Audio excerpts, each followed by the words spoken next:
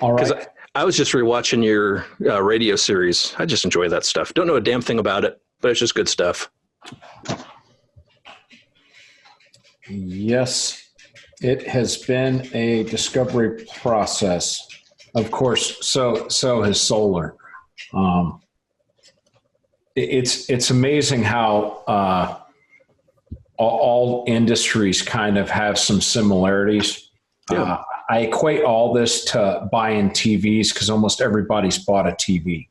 And there are specific values that the consumer uses to judge.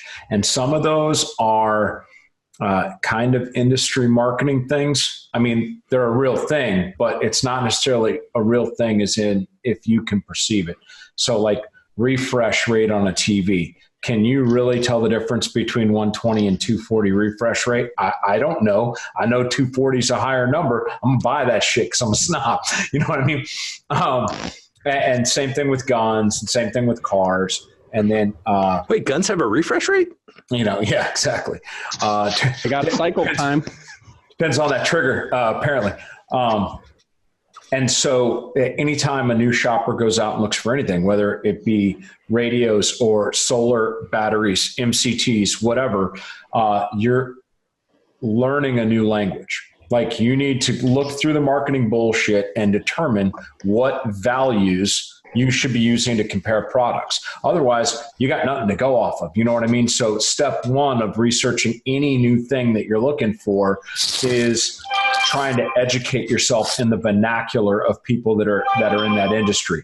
Unfortunately, for most of us, that means we get an inch deep and a mile wide on knowledge, and we don't really get down into it. And that's why I want to hear, and I'm going like this because they're top left and low right in my thing. That's why I want to hear from other people's, because I'm coming into this ModCast from I have a need. I'm pretty sure I know what my need is, and I need a capability.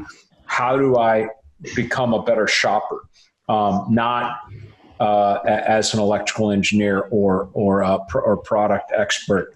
And I've been doing that a lot more lately on my Patreon. I'm like, hey, man, I'm buying a radio. I don't know crap about radios. Why don't y'all come down this journey with me? And we're going to make mistakes along the way, and we're going to end up sorting some shit out eventually. And so that's kind of why I wanted to come on here, because I did just make a rather large solar purchase. And depending on who you talk to, it was either a good purchase or it was a bad purchase or, whatever. So we could talk about that stuff. Yeah. Yeah, absolutely. And my thing with this is solar has always been very interesting, but just like you, I don't know where to start. I don't know what fits my needs. But I talk about a cool solution to, well, these are issues. I go to the range and I can't keep my car running. I don't always have portable batteries. However, I actually do on me right now. But just having those options for extended durations, it's nice to know what's available, and it's nice to know how to navigate all that. Yeah, we haven't even started yet. This is great. Yeah, these juice packs have made portable power kind of commonplace. Like everybody understands this. What some people don't understand is that for me to get the energy of the sun into a thing, into this and into this, there's a degradation. So if I only have limited sun, going direct to source instead of charging a battery and then charging my phone off that battery, that better option. And guys understand that in mechanical, in engineering, and in even human performance terms. But I don't think people understand that enough with electricity, the second, third order effects of, well, I want to take my 3-prong and plug it in. Dude, does that laptop work off DC? Good, because you're taking a hit on the inverter and you're losing, you know what I mean? Okay. And I'm not smart. I had to educate myself on that, hey, you're burning right off the top every time you're jumping from thing to thing to thing. The other side of that is that a lot of the consumer electronics were not designed to take dirty power. Bingo. And solar is dirty power. So how do you define the dirty power? It's not consistent. So every time clouds come over, every time the wind blows and you get a shadow of a leaf on your solar panel. I was doing some testing for a large law enforcement agency, and they keep running their batteries on their cars dry while they're sitting doing surveillance. Yeah. And so I was testing it, how it worked keep a solar panel up in the window of your car in a surveillance situation where you're kind of like, oh, I don't want to be sitting necessarily out in the middle of the parking lot. I want to be somewhere else. And every time the trees would blow, if you got your iPhone plugged into it, the iPhone says, hey, that's dirty power, and it shuts off charging from that. Yep. And it actually, if you don't have an auto restart, that's an issue. Yep. And so you want to run that through a battery bank, even though you're losing power in that transition, in order to get clean power into your device. Yeah. I was referring to solar controllers and any battery that's hooked to them every time. That's a buffer. Yeah. So imagine if you have a fuel truck, okay, or a water truck. Okay. I got a bunch of people in the desert. I got a big ass truck full of fuel, full of water. Every time you pour that into 5-gallon cans, water's going on the ground. Then you pour it into water bottles, water's going on the ground. Then you go to the little water bottle, water's going on the ground. If you all take all of your sources directly to the water truck, then you're getting the least amount of transfer loss. You're still going to lose some water pumping it in the truck in the first place or filtering it, but what comes out of the truck is clean water. Now, we don't want to lose clean water after that is my point. And guys don't, some guys don't think about that. Charging is going to be a big aspect of this, and the quality of your charger matters. Everybody's on the Baofeng thing. Those Baofeng chargers are not smart chargers. So although it looks like a docking station, if you put your junk radio in that thing and just let it sit, it's not checking out how many milliamp hours are in your lithium ion battery, cutting off power, potentially draining and recharging at the 90-10 or 80-20 thresholds. It's just pumping juice into this thing nonstop. And so guys complain that these cheap Chinese batteries are dying on the charger. So, guys have to. There's no free lunch. You bought a radio for $30, man. What do you expect? But for 60 something bucks, the same company will sell you a 6-pack charger where you can put 6 Baofengs in there. And they have invested, since it's for 6, in some type of smart controller that's handling the power into each one of the things or whatever. So for $60, if you bought a 5-pack of radios, you can ensure that those little accessory port things aren't going to kill your dealios, man. Well, and let's be honest with that too. In the last couple of weeks, they've probably sold a lot of 5-packs to generate need for such a recharger. That may or may not have happened. Hey Chuck, I want to talk about a couple of things that you said, kind of tying together. I thought were interesting. You started earlier talking about you had the analogy of buying a TV and the refresh rate specs that may not matter or do matter to some people, whatever. Definitely accurate in the solar world. And one of the specs that you were just talking about was that degradation, that loss of power in between components. Probably a spec that should matter to a lot of people, but most people would have no idea to even look for that, or that's an actual difference between one brand, one component, one model, whatever. Where there's huge differences. I mean, on the high end, we're talking a 90%, 96% efficiency rate. On the low end, an 80% efficiency rate, and that's a huge swing. So, often I see, saving a few bucks on a component up there, but then you got to buy, 15% more battery capacity to compensate for it, and then solar and everything else capacity has to go up. So, there's definitely a handful of specs that I think should be more understood when looking at off-grid systems, and that's definitely one of them you're talking about. That's an advantage of some of the quality equipment over the lesser is that efficiency thing you're talking about. Right. And that's the thing is, when consumers go shopping, there are bargains to be had. that are necessarily not relabeled name brand stuff. But if you don't know what you're looking for, you don't know if that cost savings came at an equipment, quality thing, or if you are just maybe cutting out a little bit of the name brand and getting it from the exact same factory with the exact same components, just not labeled, et cetera, et cetera. So there's definitely, there was a learning curve that I saw, watching these solar panel videos where they had the same solar panels side by side in the same light, and they're doing them. And they're like, yeah, these two look exactly the same. And this is the difference in the juice coming out. This 100 watt is only bringing in 79. This 100 watts bringing in, 86 in the exact same sunlight. I mean, literally side by side. And then also taking temperature tests and seeing how temperature affects solar. So as the panels started to cook on one panel, the power was dropping off. And they've got the thermometer out there, and they're like, all right, same sunlight, same atmospheric conditions. After 10 minutes of charging, this panel is 105 degrees. This panel is still only at 94 degrees or whatever. And then the numbers on the meter coming out are reflecting that. And so it's definitely one of those things where if you're ignorant to what's going on, you got to watch the review videos. You got to do your research. You got to make sure that whoever's reviewing something is not, compensated by that company. You want to find one of those, patron supported or whatever crowd-funded guys that's taking his contribution money to go buy random crap and try it out. That dude, provided he's not an idiot, is going to give you kind of a really good across the board, hey, I get all my crap from Amazon. None of the vendors send me anything that I test. I buy it on Amazon. I plug it in. I use the same testing equipment.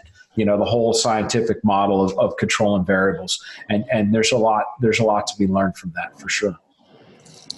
Yeah, you're absolutely right. There's so much stuff out there right now. The solar industry is kind of, I don't know, it's maybe a minute past the wild, wild west stage, but not that far. There's,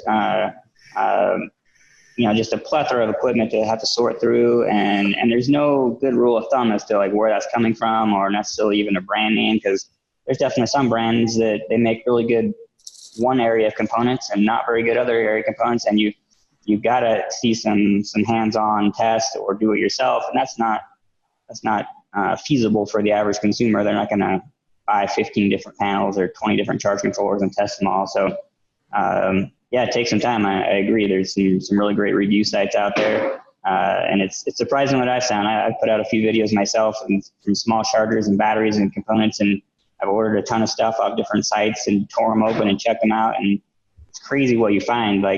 Just blatantly misleading to lies on packaging and things like that. You held up a couple of batteries earlier. I've tested, 100 different little solar charger versions of that. You'll see them labeled as 60,000 milliamp hours or 200,000 milliamp hours, some ridiculous number like this. And you crack them open and they're either, the battery on them is this big and they're either not labeled at all or they're labeled at 5,000 milliamp hours or some crazy thing like this. And so, anybody who's into a little bit knows just by the size and the weight of it, that's probably not right, but they're fooling a lot of people that just look at a number and think that's what they're getting. So it looks like a crazy deal, which is a bummer because then it also affects the real manufacturers, because now it looks like they're overcharging for the real product, and it's just bad on all levels. So I don't have a great solution for that, but other than just like you were saying, watch those videos, do some research, talk to somebody who's gone through some stuff, and do your due diligence. It's sad because that exactly parallels the modern ballistic armor market as well. Projectiles, ammunition, same thing. There's a lot of snake oil out there, and unfortunately people are being taken for it. And just like you said, also, because these cheapo snake oil companies are selling at the prices they are, it makes the good guy companies look bad, when reality, no, these are actually the companies you want to invest in. And it is going to cost more because quality costs. Right. And also integration matters. Like we're talking about dirty electricity, some components are just not set up to take direct juice from a panel. Like you have to look at what is the hertz, what is the amps, Some things can handle it, some things can't. And if people aren't willing to do any reading, they're going to just always feel disappointed when maybe that device was never set up to run that way. And I've run into that. People are like, why can't run this? Okay, run it off a battery. I don't want to. Well, then it's not going to work. Because again, you get into shade and suddenly the circuit doesn't auto, like iPhones do that. They don't auto restart. So it cuts down. It's like, oh, I didn't get enough power. They shut down. They don't auto restart and try to pull power. And people act surprised that it doesn't work. It's not that the panel was bad. You just didn't know your end device, what it was supposed to be doing. And that interplay is hard because that takes education. Again, that's back to there's education people don't have. They're used to USB wall good. Yeah, most adults, because we're in the electronic age, understand that on a laptop and on other devices, you've got a cord that comes out of the computer, and then it goes to a box, the magic box in the middle of the line. And then out of the other end of that box, there is normally some type of modular cable. And, that keeps the manufacturer, their production consistent across the board. If they're shipping to Europe, from the magic box to the wall has a different type of prongy thing, or DC if they're capable of jumping over that way. But when you flip magic box over and read it, it will show you whether it was designed to work on, US 110 or whether it can handle 110, 220. And almost all magic boxes in that cable assembly can handle both. Notable UPS is here. A notable exception to that is the Xbox. The Xbox has one of the biggest, fattest magic boxes that I've ever seen on a cable line. And that thing is absolutely 110 only. Ask anybody that deployed to Iraq anywhere in the 2000s, and they will tell you that they just assumed that magic box could handle 110/40. They got a 69-cent 3-prong American to 2-prong Hodge adapter and plugged it right into the 240 that we were running on all the bases based off the diesel generators that powered all the fobs. They pumped out European power instead of American 110. And as soon as they do that, magic box would pop the breaker on the inside, and your Xbox was fine, but your power cable to power your Xbox was done, and you were having to call back to the States and have somebody send you another. So, it took Joe a hot minute to realize that a power inverter converter between dirty Hodge wall outlet and your Xbox was needed, whereas any other laptop or any other myriad of devices that had magic box, they were going to be protected from that kind of dirtier power flow than American 110. But you got to read the label. Underwriters Laboratory, make sure that shit's on there. There is good information in the back of the thing. Might want to read that from time to time. Words and numbers mean stuff. So. They do.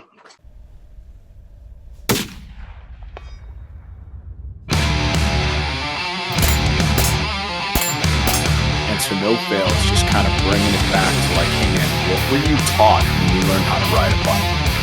Having a flyer go off somewhere else is almost as serious as a pistol shot going off somewhere else. I think, because the original weapon lights that were issued were like, 60 lumens or something like that? Yeah. Hey everyone, Matt Landfair here with Primary and Secondary. Welcome to ModCast. This is episode 210. It is October 2nd, 2019. I can't believe it's already October. It's time to break out the flannel. It's time to break out everything pumpkin spice. We're going to be talking about power management. We're going to be talking about batteries and solar stuff and cables and rugged power options and how not to blow yourself up. Also, how to provide consistent power to your devices, because that could be problematic. We have an awesome panel for tonight. We normally have awesome panels, I just got to say. But I'm looking forward to this. This is one of those topics, and I say this a lot, this is one of those topics where I don't know enough, so I'm going to mostly be quiet and learn a lot. It's going to be awesome. I'm sure I'm going to have some questions. But truly, this is one of those topics that I really do want to learn more about, because solar is, well, it's a solution that would be very helpful for me to have, whether I'm at work out in the middle of nowhere, or if I'm on the range in the middle of nowhere, or out camping, or the application is near endless. So Start out with a big thanks to our sponsors, Filster Holsters. If you are looking for an ambidextrous near universal holster for an X300U or a TLR1 HL, you have the Filster Floodlight. Appendix holster, couple that with a Filster Flex, and essentially what you have is you have an entire appendix panel, a set to allow you to carry all kinds of stuff, all your supplementary gear, tourniquets, knives, fire extinguishers, firearms, you name it. It is all very feasible. So it's also, with the Flex, it's a bit more comfortable. It's a bit more stable. I'm a fan. I like it. Also, big thank you to Facts on Firearms. If you happen to be in the market for a new barrel for your AR-15, your AK, your pistol barrels. If you need a threaded barrel for some reason, Facts on Firearms has them. My favorite example, and I always say this, In-Range TV, What Would Stoner Do project. They use a Faxon pencil profile AR-15 barrel. It performed very nicely, and I believe it helped started kind of removing that myth that pencil profiles were a bad thing. Also, big thank you to Walther Firearms. The episode is brought to you by the letters PP and Q. You know, that PPQ pistol. It's so underrated for some reason. If you happen to know me, if you're nearby and you need to try one of these on, I am more than happy to take you out shooting. It is truly a very underrated pistol. But a lot of us that have shot these, we're liking these far better than the standard Glock 19, which seems to be the go-to for so many people. It has, in my opinion, for a striker-fired gun, this has probably the best factory trigger. If you happen to be near a range, or if you go to a gun range and you haven't messed with the PPQ, try it out. See if you can rent it, shoot it. I suspect you will be impressed. Lastly, big thank you to our Patreon subscribers. If you go to patreon.com/primary and secondary, you can help support the network. What that means is you help pay for all this fine stuff that we provide. The podcast actually costs money, believe it or not. There's some hosting fees and all kinds of other distribution and all that other kind of fees. What else I have? Let's see here. Web hosting and some large projects on the horizon that we talked about a little bit last week, and it is all edited out. So if you didn't hear it, you probably won't hear it for a couple more months. But let's just say there is a very large primary and secondary project on the horizon, which most likely you will want to participate with. It's awesome. So big thanks to the Patreon subscribers. The Patreon support starts at $1 a month, then it goes up to sky's the limit. And really, the Patreon subscribers have helped the whole primary and secondary network evolve into what it is now, and continue to evolve into, we're constantly getting better. So big thank you to you guys. You can find us at primaryandsecondary.com. We do have a forum there. Highly encourage you to use that over Facebook, because we can talk about so much more. We can sell things on there too. So I'm going to stop talking. I'm going to throw the mic over to other people. I guess I should first do it. My little intro. Law enforcement, over 20 years. It's been a good time. I'm still doing it. I want to learn about solar. Yeah. So let's see here. Who should we? I think because Chuck has probably been on the podcast more than anyone else other than me, I probably need to throw the mic over to him to do an intro.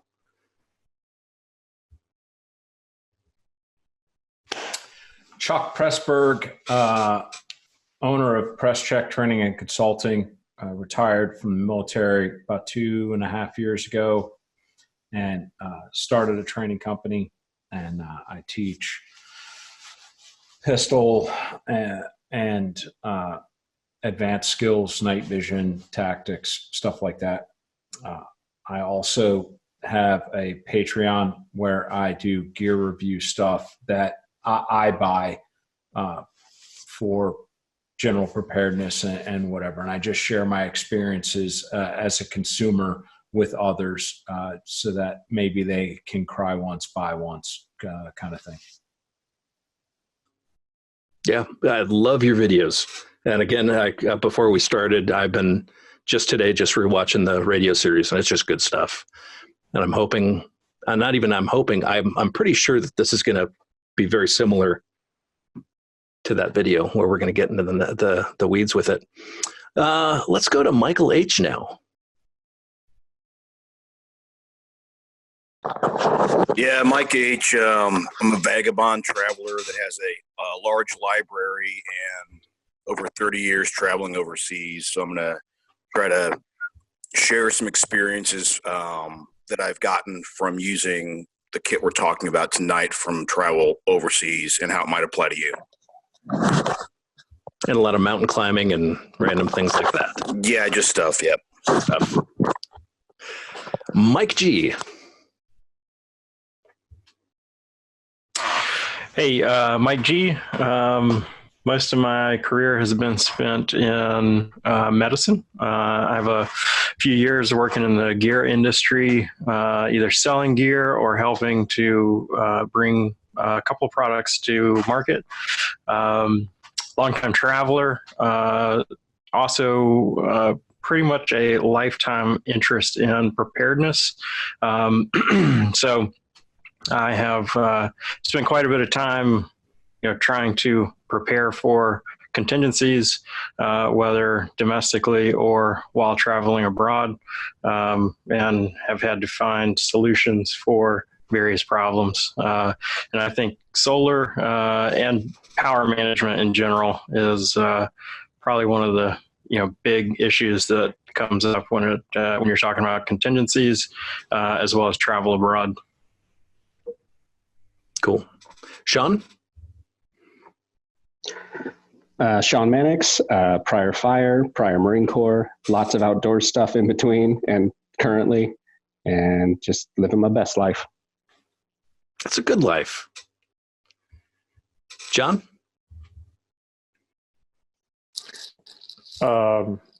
Never been anything, never been in the service of any sort.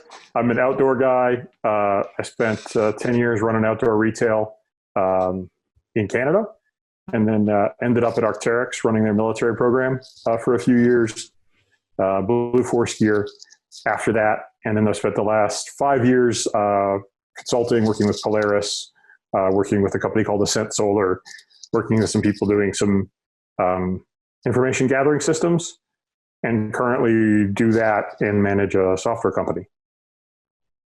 And as a side note, I've been wanting to get John on for a while. Glad to be on. And lastly, my buddy Drew. Hello, everybody. Drew Michener. I own Greenbox Solar. We're a solar company based out of Logan, Utah, northern Utah. And yeah, I think in the solar industry, we've got a reputation, a bad reputation in a lot of ways for some of my core business, which is rooftop, residential, commercial solar. But my company, I think we're taking a little bit different approach and really trying to just educate first. And that's where this conversation kind of led to. Not so much on the home solar side, but we do off-grid and then portable and backup power and emergency solutions and things as well. And so that's why I'm excited about this conversation, and just try to educate a little bit, but also be educated around what people are really looking for and what they care about and what they want to power. So years ago, Drew and I worked at a very large electronics store. Drew was one of those guys where if anyone had any question about any product, he was the guy that knew it backwards and forwards and even inside out. And we just happened to run into each other at that very same store this weekend. And we started talking about his business. And then we started talking about portable systems. And I thought, hey, why don't we do a podcast about this? This is good stuff. I have some guys that would love to talk about it. And here we are. Yeah.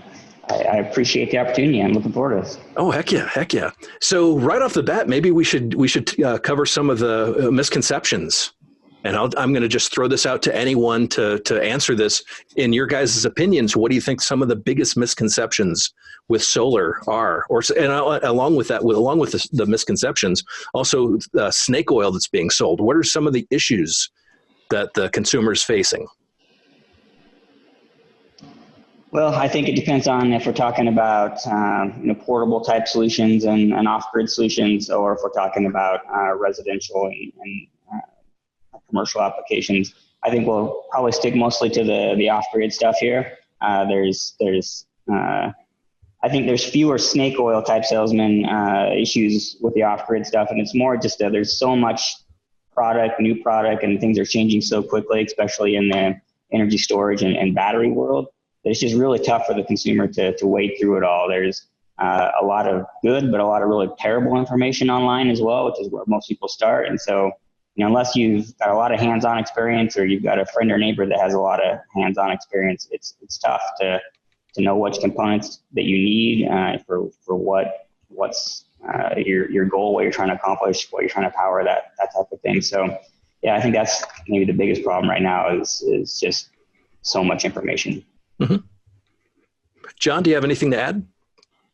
Yeah, I think I do exclusively for the purpose of this conversation. Ascent does extremely low mass to power systems. So they're really only viable. If you put them on your rooftop, they'd be 50 times what a rooftop system costs. But they're in the sort of 1 gram per watt range in the raw form. So therefore, satellites is our main business. We're on a test on the space station right now, working on a mission to Jupiter with the Japanese, et cetera. And then we have a few products that we're starting to spin off into sort of civilian, but not really. It's really when you need to power your stuff with something that'll fit in your pocket. And I was demoing for a group of extremely educated end users, people who use a lot of radios, and they were looking at the panel and they're like, so how much power does this store? Like, none. It stores no power. What do you mean it stores no power? It just powers your battery. Oh. Okay. And people, I think, are used to thinking about solar as a system instead of the solar panels, the battery, the controller if necessary, whatever else, and how that all works, and thinking about periods of daylight and storage and altitude and latitude and how all that expected cloud cover weather, how all that stuff plays together to get at what you can forecast your power at. And then really, is solar a better solution than batteries or some other power generation? It depends on how long you're out, how much power you're consuming, the weather, the latitude, the altitude, all of those factors come into it. And so helping people realize it's a little more complicated than a battery pack. So Drew mentioned that we want to stick to off-grid, but if we have some time, I think based off, I talked to a solar dude at Costco in California.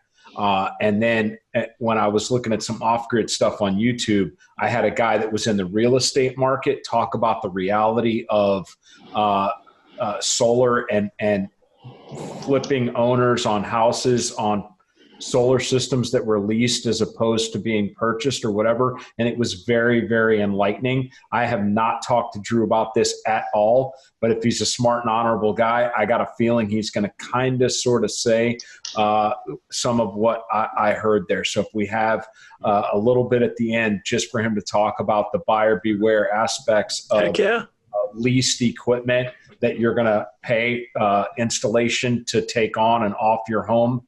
And how that can affect selling your house and contracts and all that. A real quick Reader's Digest to send people asking the right questions if they're contemplating home solar, I think could save guys some heartache. I'd love to. I've got hours and hours of thoughts on that. So let's do it. Drew, just to warn you, we have done 8-hour podcasts. Not even kidding. Chuck was there for several of them. We have podcasts where they end with Chuck snoring. Not even kidding. All right. Well, I'm going to have to make a call to the wife and then back that time up a little bit then. So it sounds like bought a house. So I'm just saying, I'm definitely interested in hearing because, when I get my roof redone, I figured, solar probably should go on after that. Just saying. So any brain dump you can do, save me money on the long run, I'm going to very much so look forward to. Yeah, absolutely. I'll help you out. So it sounds like the underlying biggest issue is just overall understanding and knowledge of the systems themselves. Would that be accurate then? Yeah, I'd say at any size, whether we're talking about on the home or the smallest portable charger, like understanding what the capabilities of are those different, I can give an example at the smallest level. At our store, we carry a very small little solar charger that looks like a portable battery, basically with about a 2-watt little panel in it. And, if we weren't telling everybody the capabilities of that, or if you're buying that off online, which is where they're mostly sold, it looks like, oh, cool, this little battery has this little solar panel into it. I take it out. It's going to recharge my phone from solar. We're good to go all the time. And in reality, that's not what it's designed to do. Like, it's designed to be used as a backup battery and can slowly kind of keep itself topped off a little bit and add some minor capacity to that battery with the solar. But if you buy that and you expect to go out for a week and charge all your devices from solar from it, you're going to be badly disappointed, and it could put you in a bummer of a spot when you can't run anything and you're in the middle of nowhere. So just requires some education, right? It's not a complicated thing, but there's no way that most people are going to realize that. And so that's why, there's different size of panels, different size of batteries and all that stuff for different uses. So yep, it's just all about the education and realizing what things are capable of. And to kind of drive that conversation a little bit, Matt, when Drew and John take over and start talking about some of the technical aspects of it, as a consumer, these guys are probably going to help you kind of understand a little bit what your power needs are, because you got to kind of reverse process when you're coming up with off-the-grid solutions. And it's not just how many stupid radios and surefire rechargeables for my dual fuel and blah, blah, blah do I use in a day. You have to forecast where you're going to be at and then potential solar input.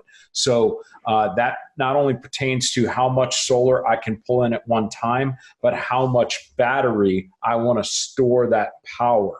Because you can have something that can charge very quickly in a very short amount of time, but if you can't store that capacity and then you get rained out for 3 days, do you have enough of the heavy, expensive stuff hooked to your rather economical panels that can get you through that sunshine deficiency, because you're essentially at the will of the elements there.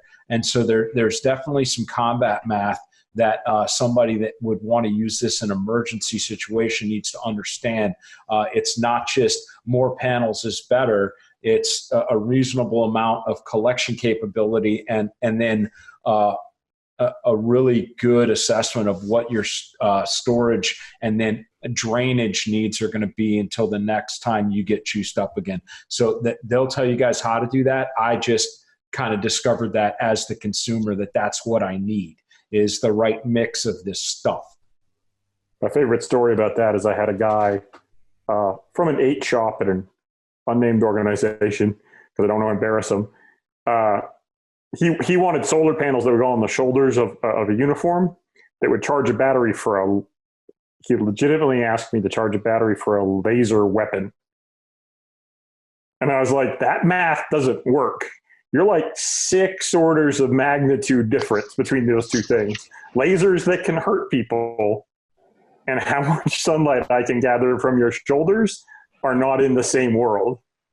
Yeah, it's that same physics thing with body armor. I want a chest plate that can stop 50 cal API. And can I have it weigh 2 pounds? No. Well, why? Because physics. Because physics say so. You can't do that. Sorry. Yeah, I've been asked for those too. Yeah. I think it sounds like a sunburn is a better option as a weapon at that point if you're trying to pull it from the sun. Yeah. I think a consumer advice there to tie into that is because there's those different mix of things, like the off-grid systems, there's not a one-size-fits-all cookie-cutter model. Chuck was talking about, like, depending on what you're using, you need different battery sizes, different solar size, what all.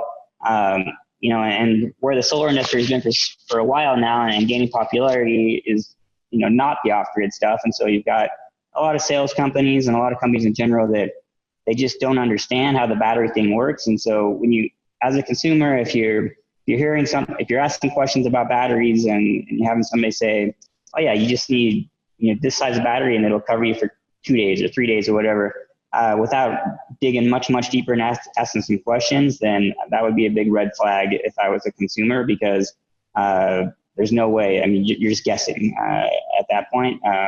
You got to know, you got to ask the questions of, what are you wanting to power? How long are comfortable powering them? What devices on the critical loads panel do you want to have? Do you have a water pump? Are you on refrigeration? All these different things, right? It's about the load on the system. You can't just have a cookie cutter model, and I see that all too frequently. And And then when the customer actually needs that power in an outage or something, it's not what they expected at all. And so, so that's the first thing I would say when you're talking to somebody, if you really are interested in off-grid, and this is more at like a home or a cabin level or something, they better be asking some questions about what you want the system to do. Would it make sense to go over terminology and then the actual systems themselves and the components so people have an understanding of this is how it starts, this is where it goes, like that? Yeah, I'd be happy to. To make this as simple as possible, so we don't lose anyone, and no one's going, well, I don't know what he was saying just now, but I'm just going to go with it. Yeah, the fifth time that I say MPT and the audience, because I can't see their faces, going, yeah, what is that? That's a great idea, Matt. Yeah, let's let the experts dig into that. Sure, I can get started, and John, feel free to jump in anytime.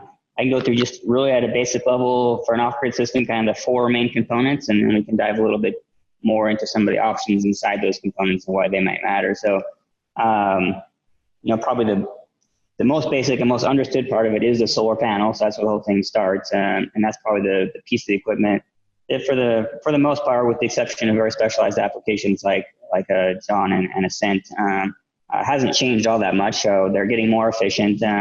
But the actual design of a panel has remained pretty similar for a while. Got a panel that's producing X amount of watts out of it, but it's the rest of the equipment that has changed a great deal and is important to understand. So from the panel, you go to a charge controller of some type. The charge controller's main function is to regulate current and output to the battery so that you're not overcharging or damaging the battery in any way. So think of it kind of as a regulator, voltage regulator, current regulator going into the battery. And then next would come the battery. And so many different types of batteries. We can get into that in some more detail a little bit later. But right now in the solar world, there's basically two types. There's a sealed lead acid and there's a lithium ion, are the two mostly used. There's some other variations on that, but that's the two we can talk about for the most part. And then from the battery to the inverter, and the inverter is really where the limitations as to what your system can power come from. The battery, that's your capacity, your storage, so how long those devices can run. But if you're trying to run an air conditioner off of a 700 watt inverter, that's not going to work, obviously. So that's the device that powers everything, obviously. So, and then all these different components, depending on the quality of them and what you have. We talked a little bit before this officially started, different efficiencies, and that those can vary widely based on the quality of the product and manufacturing and all that. So, you can lose as much as 25% in a single component from when the panel hits, the lights hitting the panel and that conversion is happening to when you actually get it to your device. And so efficiency matters in a big way on off-grid systems because you can end up spending a small fortune in batteries and solar panels if you have junk in the middle that you're losing 20-30% of your power from heat and just that transition. So those are kind of the main four components: the solar panel, the charge controller, the battery, and the inverter. And there's a million options of all of those. And so I don't know if John, you have any thoughts on any of that equipment, but I'd be happy to talk about some of the specifics and common different options inside of some of that equipment. But anybody ask any questions to this point? No, I work on completely the other scale. So this is a really big panel for us. Sure. And I'm familiar with Ascent. I had one of their, when you, correct me if I'm wrong, but Ascent at one point was in the consumer space with Interplex. Is that right? Yep.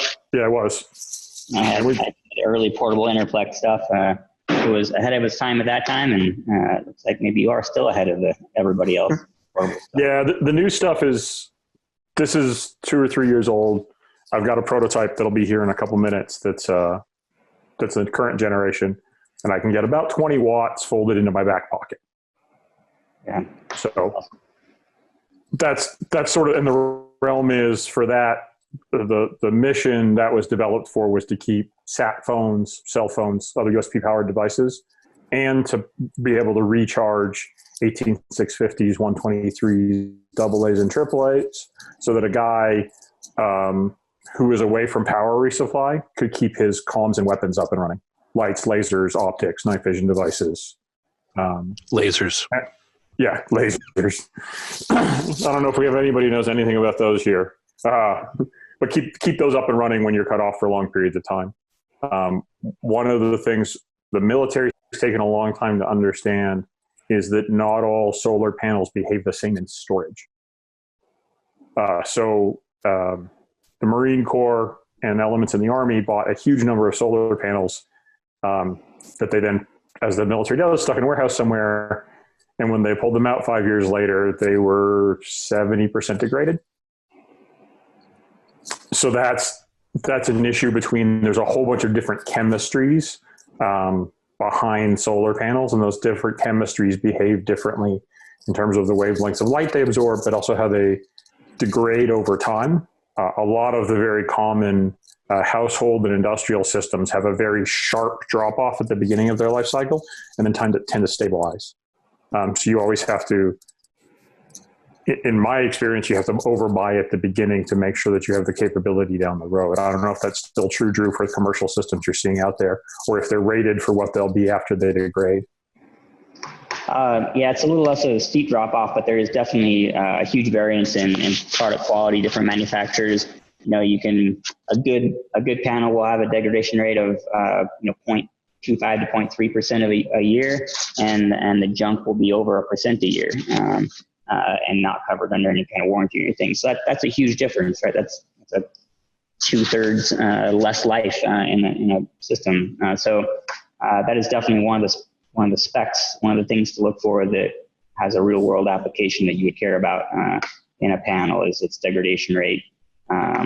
And if a manufacturer is going to do anything about it, if it exceeds that degradation rate. So, and then you mentioned just you said chemistries or materials in the panels. There's basically, for a consumer anyway, 2 different types of panels still, and these have been applicable for a while. There's a monocrystalline panel, and there's a polycrystalline panel, both silicone-based panel.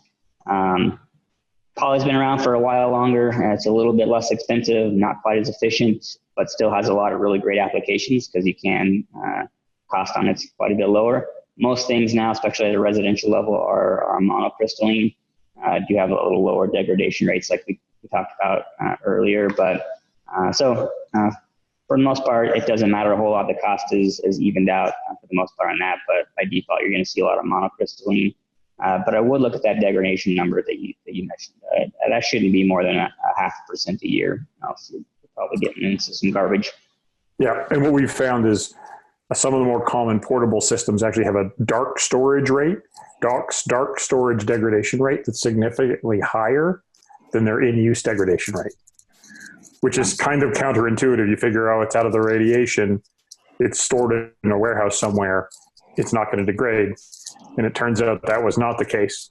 They were purchased for emergencies based on their in-use degradation rate, and their dark storage degradation rate was higher. Which is like, wait, what? And nobody figured that out until they went out to use them and went, yeah, these aren't testing as what they tested when we bought them. Okay. So those are all, and it really depends on how you're using it, right? If it's up on a panel on a house, great, that's one thing. If it's something that's for emergencies in storage, that's another thing. Good solar actually degrades much more slowly in storage than even the best batteries. So if you're storing power for an emergency, that's one of the main use cases I sell solar for is, hey, stick this in your bag, put it in the warehouse, in the embassy, in your cabin, wherever. And when stuff goes bad, you can pull the solar out. And so you guys are talking about degradation just with the panels.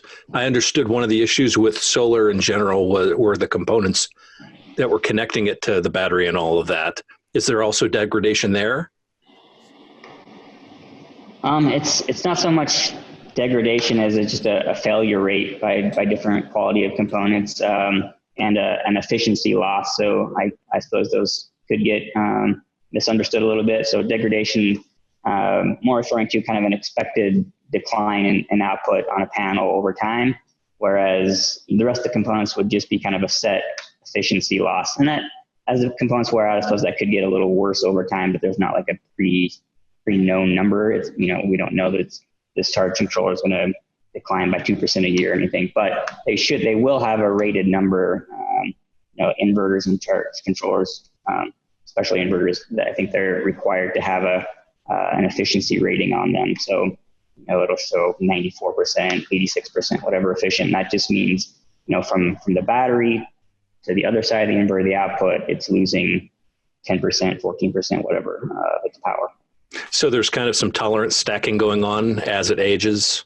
Everything's aging, everything's getting not as effective, or the overall system then, and not just individual components, but the overall system is aging. Yeah, that's right. Yeah, you're definitely going to lose a little bit over time. Even if you had a very good inverter and charge controller that, 96, 97% efficient, as it wear and tear and components just start to wear out. But at the same time, once that happens too much, you're probably just going to have something fail. And so it's going to go from, 0 or 100 to 0 real quick there. So it's less of a overtime degradation. And it's not just a power loss degradation.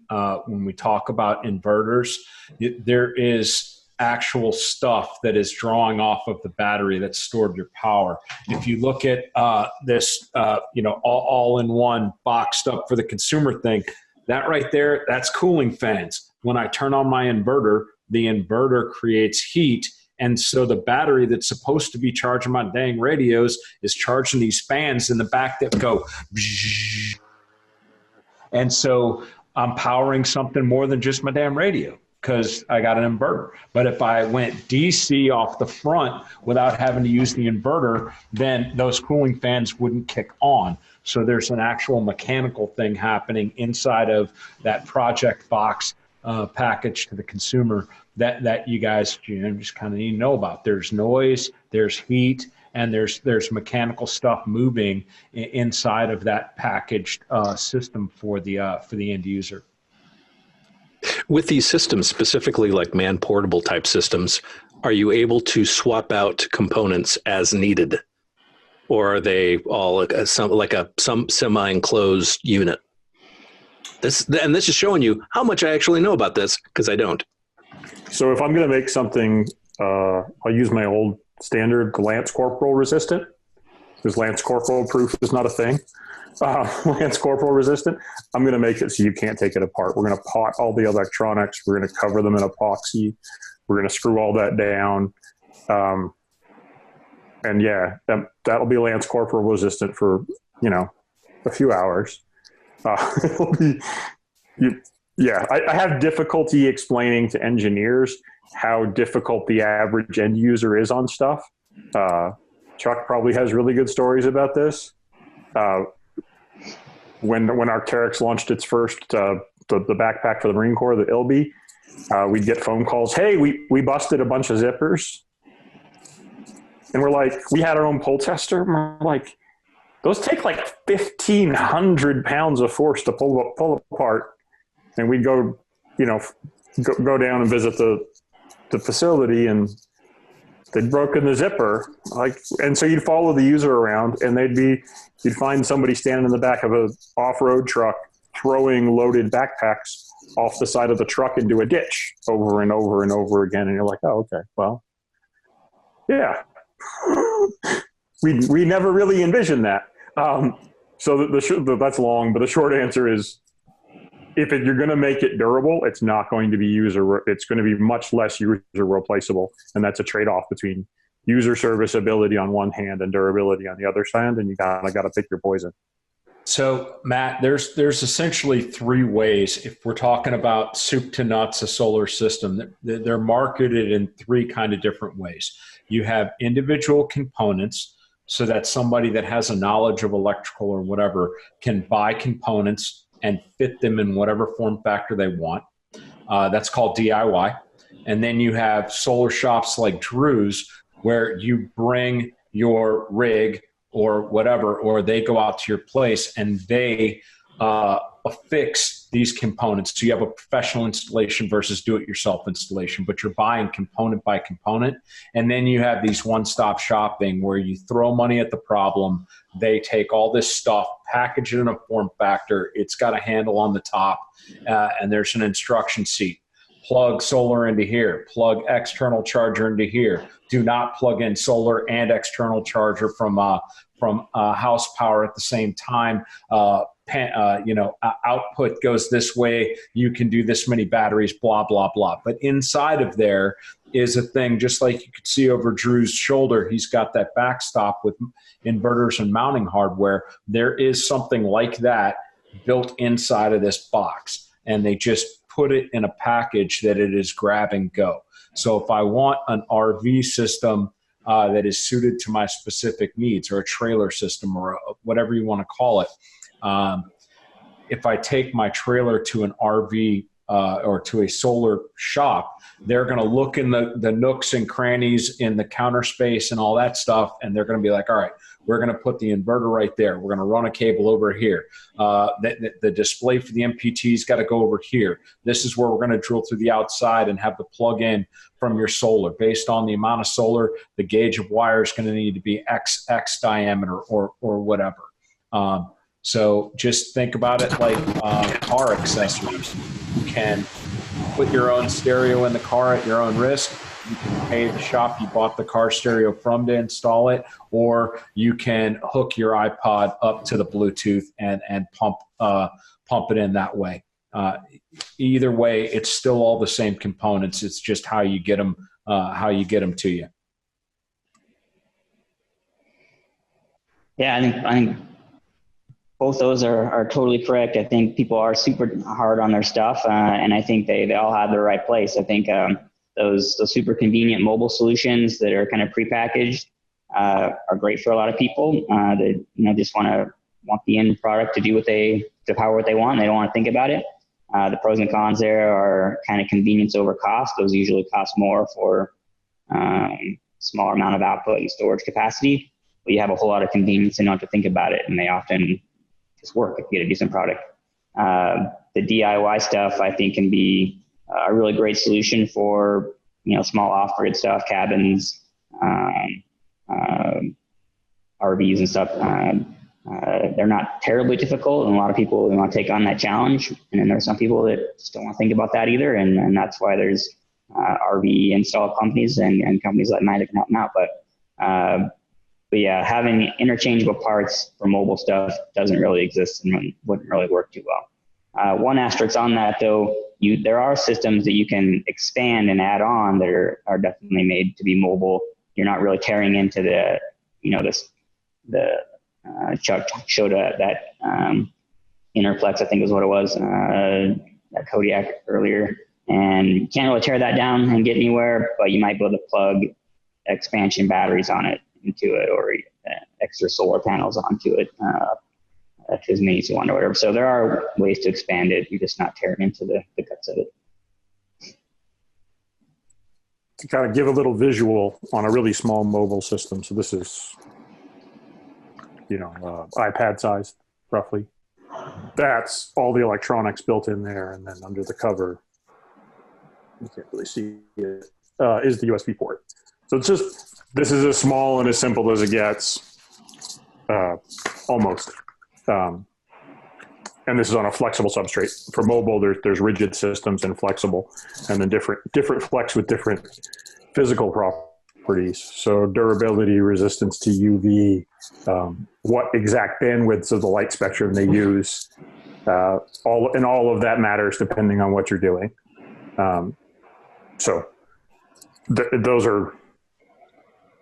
The mobile is very different than the fixed stuff in terms of thinking through it and thinking what you want, and you probably want opposite benefits or opposite features to get the benefits you want with a fixed system as you do with a mobile one. And then mobile on a vehicle versus dismountable versus man portable versus, okay, it's not just man portable, but I don't know, jumpable, motorcycleable,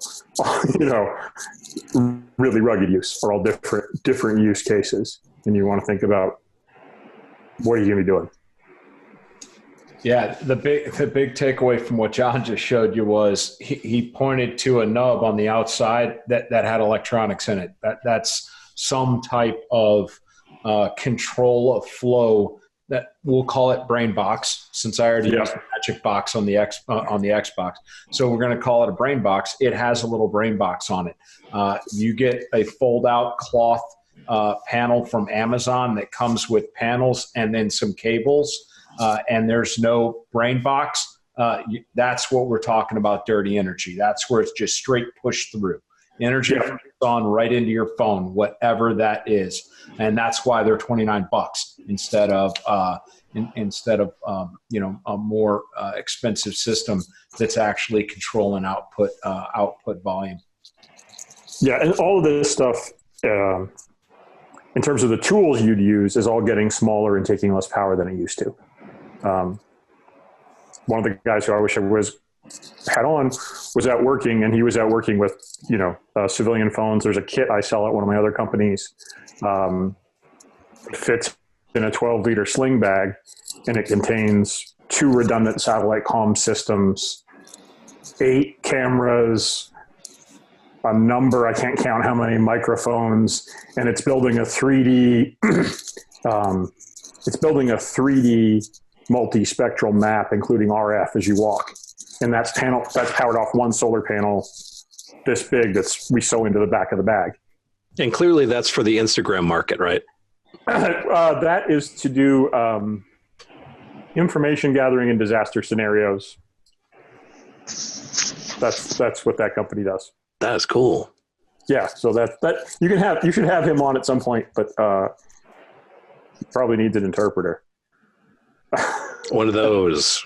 I'm gonna throw out a little advice. We're talking, about the mobile stuff, and Johnny showed that panel. And I think as people start to be aware that some of this stuff exists, because it's just very new still to a lot of people, I think an important thing is to just have realistic expectations and understand what things will and will not do. Because I have this conversation almost every day at our store. I know John used the example of the laser with the panel on the shoulder earlier, and that's a great example of just a complete misunderstanding of how solar works and the power that it generates and what you can do with it. So if you're going to be out for a weekend and you just want to keep your cell phone charged, there's great options for that. But the same option that works great for that, isn't going to power your drones and your laptops and your DC fridge and all that kind of stuff for a week outing. So, just doing the math or asking somebody to do that math for you of like, I've got these devices. What do I need? Don't just go buy the smallest and cheapest solar panel that you see and expect it to do what you need to do, unless your needs are very small, obviously. And where you are. So I've had a guy take this panel, which here in Idaho, on a nice day, I can charge my cell phone about the same as plugged into the wall socket, but it'll only really do that between like 10 and 2. Well, he took this panel to somewhere close to the equator, a very arid spot close to the equator, and he kept 2 smartphones and 2 drones running on the same panel for 2 weeks. Okay, it depends where you are. The solar intensity varies widely with latitude, altitude, and weather.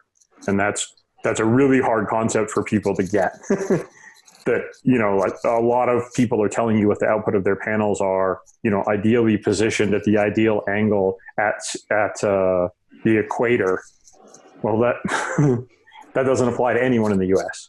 That's not your situation.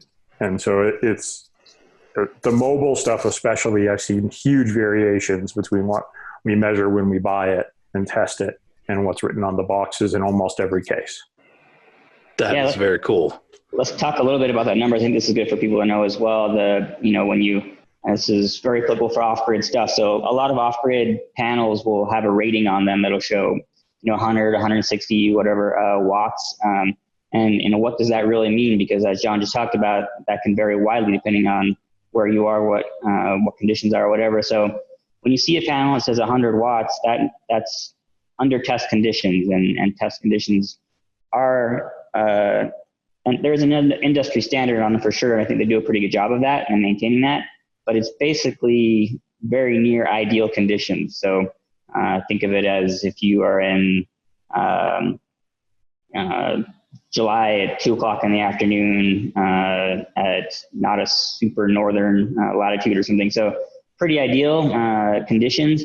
And obviously, whether it's morning or evening or whatever, what the actual panel is outputting at any given moment is going to vary widely around 100 watts in this example. So just be aware that it's not always pumping out 100 watts. So also things like it's going to be very different if you're putting it on a 20-degree pitch on a cabin versus putting that same panel in the exact same location, flat mounted on an RV roof. There's 25-30% swing in output there. And so another math you got to do when you're buying panels and you see that 100-watt rating, it can go down very quickly depending on some of these variables. So just know that's a test condition. That's nearly ideal. Not always, and probably pretty rarely going to ever see the rated output coming from a panel. Yeah, that's just another one of those value things that as a consumer, I had to kind of research and figure out. There's a lot of math involved in some of this stuff. Series versus parallel. How much solar can you hook up? Let's say I'm only getting optimal solar, during certain hours. Well, can I just put more panels on there? Like, can I hook 10 100-watt panels to each other and get a full load into my my controller and my batteries? And that's not always the case. One of the most popular prepackaged setups is a Goal Zero. And one of the Goal Zeros, it'll tell you that it can take up to 300 watts of solar, but that's through two inputs. So you have to do a 100-watt panel and a 100-watt panel and a 50-watt panel on that channel and a 50-watt panel on that channel. So you have a total of 300 watts of optimal input, but you can't show up with 3 100-watt panels and have the thing work because the current has to be split between these 250-watt inputs. And so now I got to carry 4 panels, 2 50s and 2 100s to do the exact same thing because it's just not simple math. And people that don't understand how the electronics and the little gerbil in the box are doing their thing, they wouldn't even know to ask that question. Another thing that was really crazy, counterintuitive to me was I just assumed that an AC wall outlet, because it's hooked to the grid, is like massive unlimited energy or whatever. But this pre-made box system can charge under optimal sun conditions in well under 3 hours, like 2 hours and 30 to 3 hours, complete full charge on 500 watts a panel.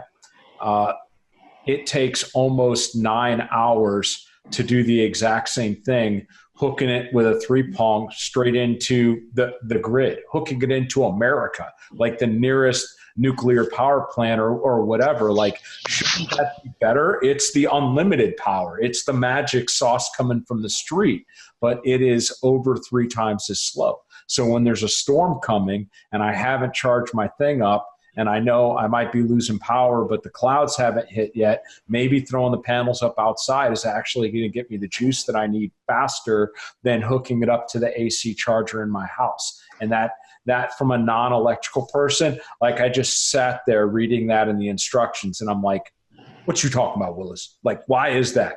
The power from the wall should be limitless, but it's not getting pushed. It's about throughput and volume and electric values that you have to educate yourself on.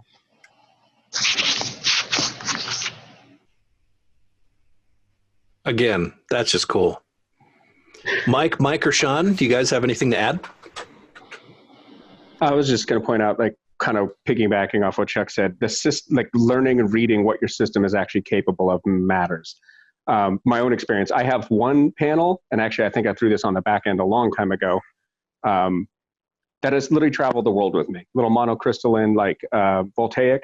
Its usage in Okinawa under the jungle was completely different than its usage chilling on a flight line, different than its usage backpacking in San Diego. And up here in the PNW, I have to use it entirely differently.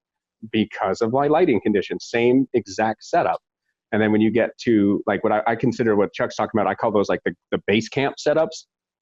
People, yeah, not all of it's plug and play the way people think, and nobody wants to read, read the motherfucking manual. It's a thing. And people get really upset when things don't work because of that failure to do what Chuck's doing. Look at it. What can it do? I have an entire mobile office setup. I think I posted that on somewhere else. On the back end of, I have an entire keyboard, mouse, everything that fits in a tiny bag, and I can run it off of one of my really small panels. I literally standardized the equipment's charge load so that every single thing could run off one of those little panels if I'm up in the woods, especially around here, for many days. So I did everything. So, I looked at all my, what amps do I need? What hertz do I need? All of it can run off my same entire charging setup. So I had to shift my gear, not just to be smaller, but to take the same charge load, so I didn't have to change anything else. And I did that rather intentionally so that up here where it doesn't get a lot of sun, I didn't have to bring a lot of extraneous batteries or equipment. I needed to maximize the crap sun we got up here with a little bit of batteries I got to make sure I could charge, again, an office for like a week straight off the grid. But that took a ton of research to figure out how to get that done right. But I did it so that now I'm successful when I'm very, very far away from humanity. And if the specs on one of those components changes, it's going to throw off the whole system. On our little information gathering backpack, every time somebody changes the specs on a phone or a camera or any of the devices that are in that thing, we have to sit down and do all the math over again.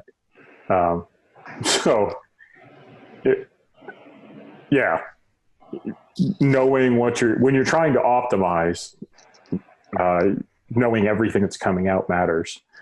Knowing where you are and all the conditions we've talked about. One of the questions I had for you guys, users, is when is solar worth the wait? When is solar worth the bulk? Why solar over other solutions, and where?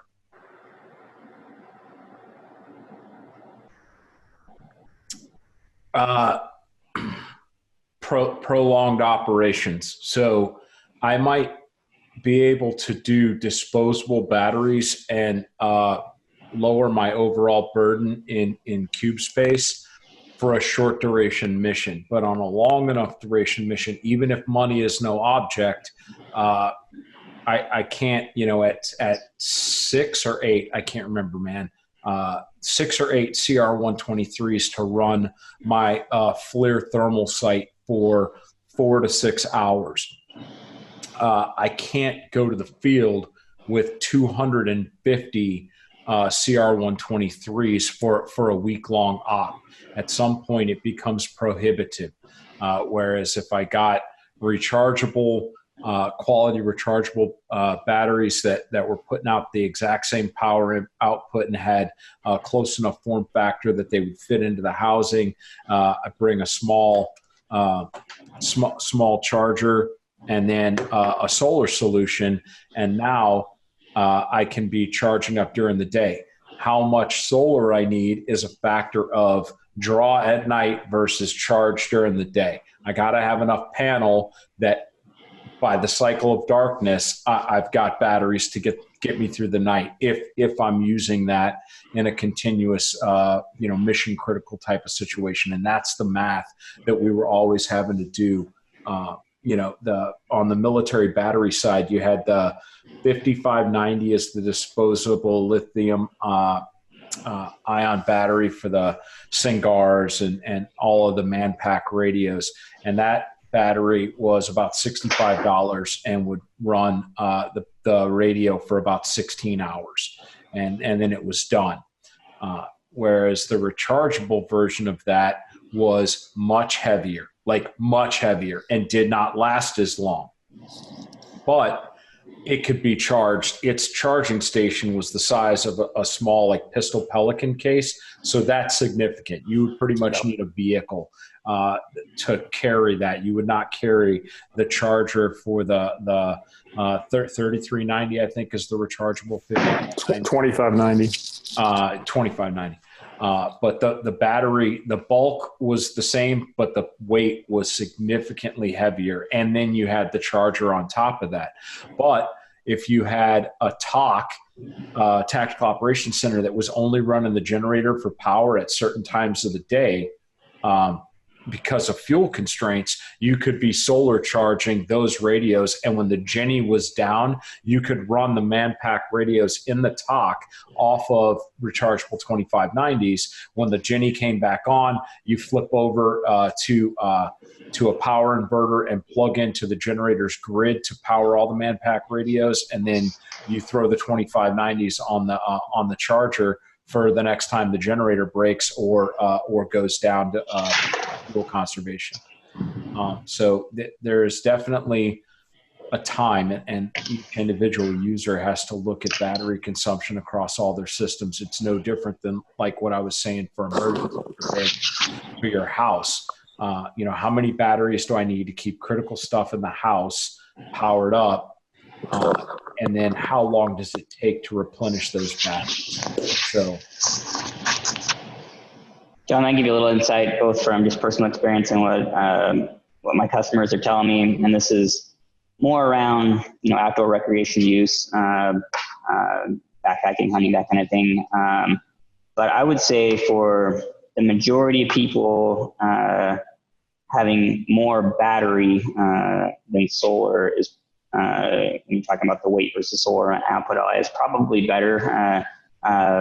Simply because when the cost for super portable, super lightweight, super flexible solar much higher than battery, and the vast majority of trips being taken are weekend, maybe 3-day trips, right? To where you can get a good amount of battery for charging most portable devices. When we're talking portable devices, again, we're talking a normal consumer, so cell phones, maybe cameras, maybe a GoPro, pretty low draw type devices. So you can get a lot of charges out of a pretty small little unit. So I know only some of us can see it, but just as a reference, a device kind of this size with a little bit of solar built into it, 20,000 milliamp battery, not going to get a lot of solar out of it. I mean, it takes days and days to charge that battery if it was dead, but charge it before you leave. You've got plenty of battery for those devices. And there's obviously applications out there where that's not the case. I've got this as an example, and I'm not sure off the brand here. I'll try to keep it.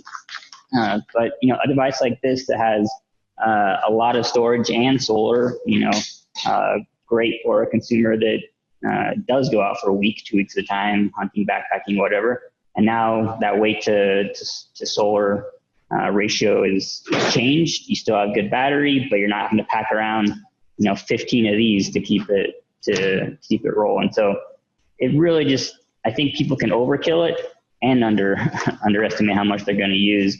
But when you start looking at a price of things, there's huge swings. And you're talking about a $40 device versus a $350 device, and those couple ones that I just showed. Yeah, it depends on what you're doing, I guess, and what you need, and you may want 2 devices. Who knows? Drew brings up a good point. When guys are talking solar for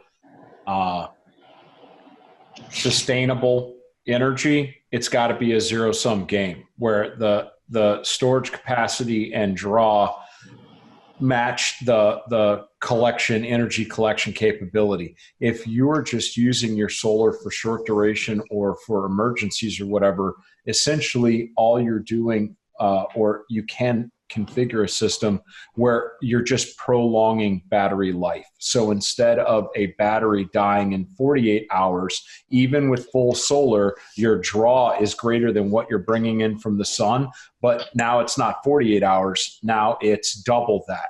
So you're still sucking off the battery faster than you're putting it back in, but it's getting you further down the road to get you through that gap until you can get back to a DC plug in your car, or you're choosing to fire up the Jenny or these other things that now get you back up on top.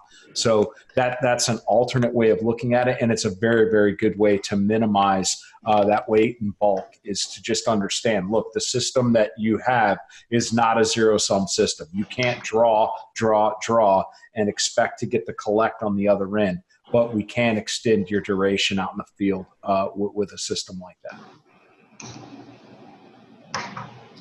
I like the batteries and weather don't do well necessarily. Extreme cold conditions, long storage. I have a customer I'm working with that operates a bunch of vehicles all around the world and needs to store emergency kits in their vehicles. And they're like, the batteries, the maintenance of going out there and changing all the batteries all the time and making sure that they're fresh, making sure they're good is not always done. And so it's like, hey, here's a solar panel, drop it in the bag in that kit. And if you need it, you take it out and you can power it. So I carry a solar. That's why the solar panel's just coming in now, because in the other car, my wife just took it because it's sitting in the car. I live in Idaho, and people get trapped here. People get stuck. And so there's a solar panel in each of the cars. And that's because I know at minus 40, it's still going to be good. And I know my batteries probably won't be at minus 40 any length of time at minus 40, and my phone's dead. My stored batteries in my bag are suffering. But I got a solar panel. It's cold and sunny here during the daytime. I can pull that out and get some power. And the solar panels are more efficient the colder it gets. They have the opposite degradation than batteries do. Solar panels are less good the hotter it gets. And better the colder it gets. The Ascent stuff is really optimized for orbital use, so it's really good for cold. So I just got the test numbers from simulated power in the Jupiter orbit, because we were trying to figure out for somebody how it would work in the Jupiter orbit, and it worked better than it worked here. So I'm like, oh, cool. That's pretty awesome. Yeah. So that's the other thing is, how long you're going to be out for. We get stories. I heard some really interesting stuff about when the last hurricane hit Florida, it took out their entire grid, all of their comms, all the police and fire radios, and they were using sat phones for police and fire to talk to each other. If that stays down for a while, how do you keep those things powered up? Run a cruiser all the time to keep your devices powered. What's a long-term solution? A very small solar panel and a sat phone gives you comms across a huge range of scenarios. And then you combine that with stuff like GoTennas and mesh comms devices, all kinds of mesh comms devices on the market now. Those are all USB. They can all be powered by a USB solar panel and just left somewhere on rooftops, in trees, wherever. And you kind of you can build mesh networks pretty fast for all kinds of disaster scenarios. So I was just talking to one of the Ascent guys, and we just shipped out a whole bunch to Bermuda for exactly that, keeping your GoTennas up and running to build mesh networks. So there's all kinds of interesting uses for solar.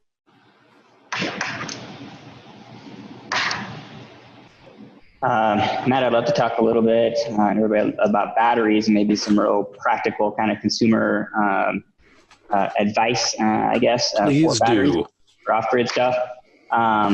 So I mentioned at the start that there's two main types of batteries that are being used in off-grid systems right now, and these are whether it's RVs or cabins or even mobile stuff to a certain extent, but this is more of a stationary type of off-grid system. Which is lithium based and lead acid, steel lead acid, or a gel battery, all kind of fall in the same basic category there.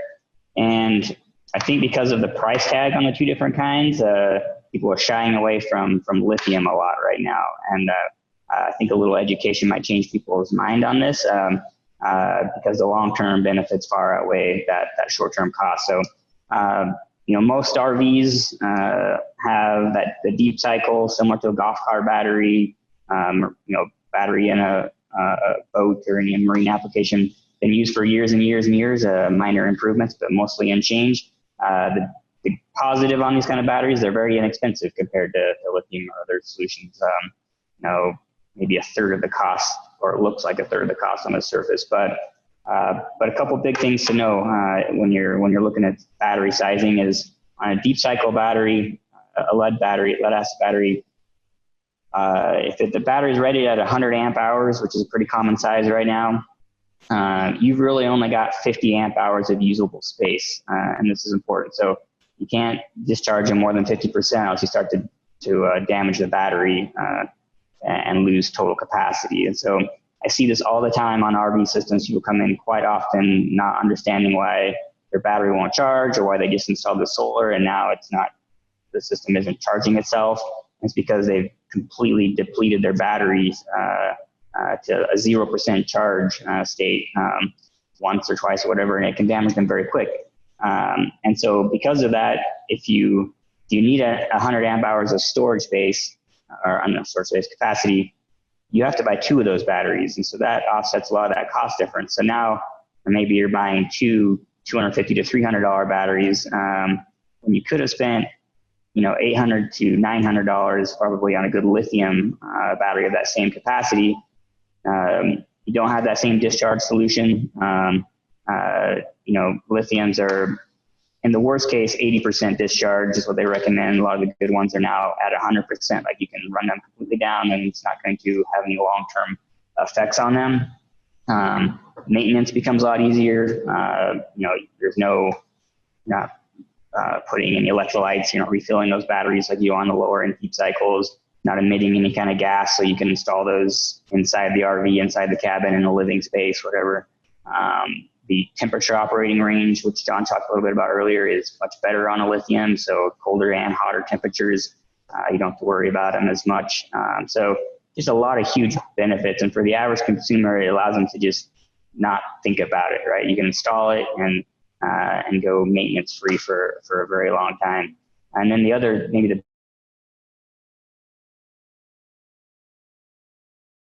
it's off my mic. Can you hear me still?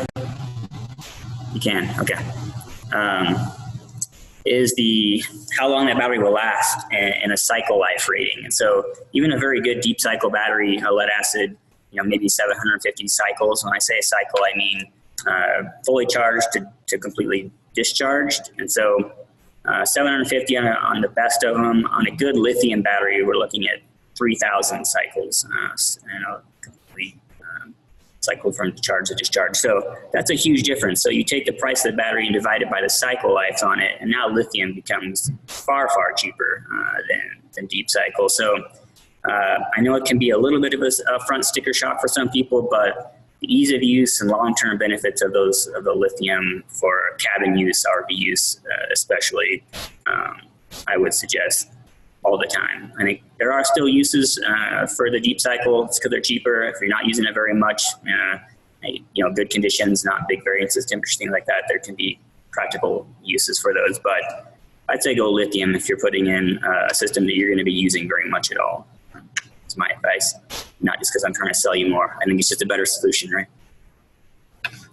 I have a quick question there.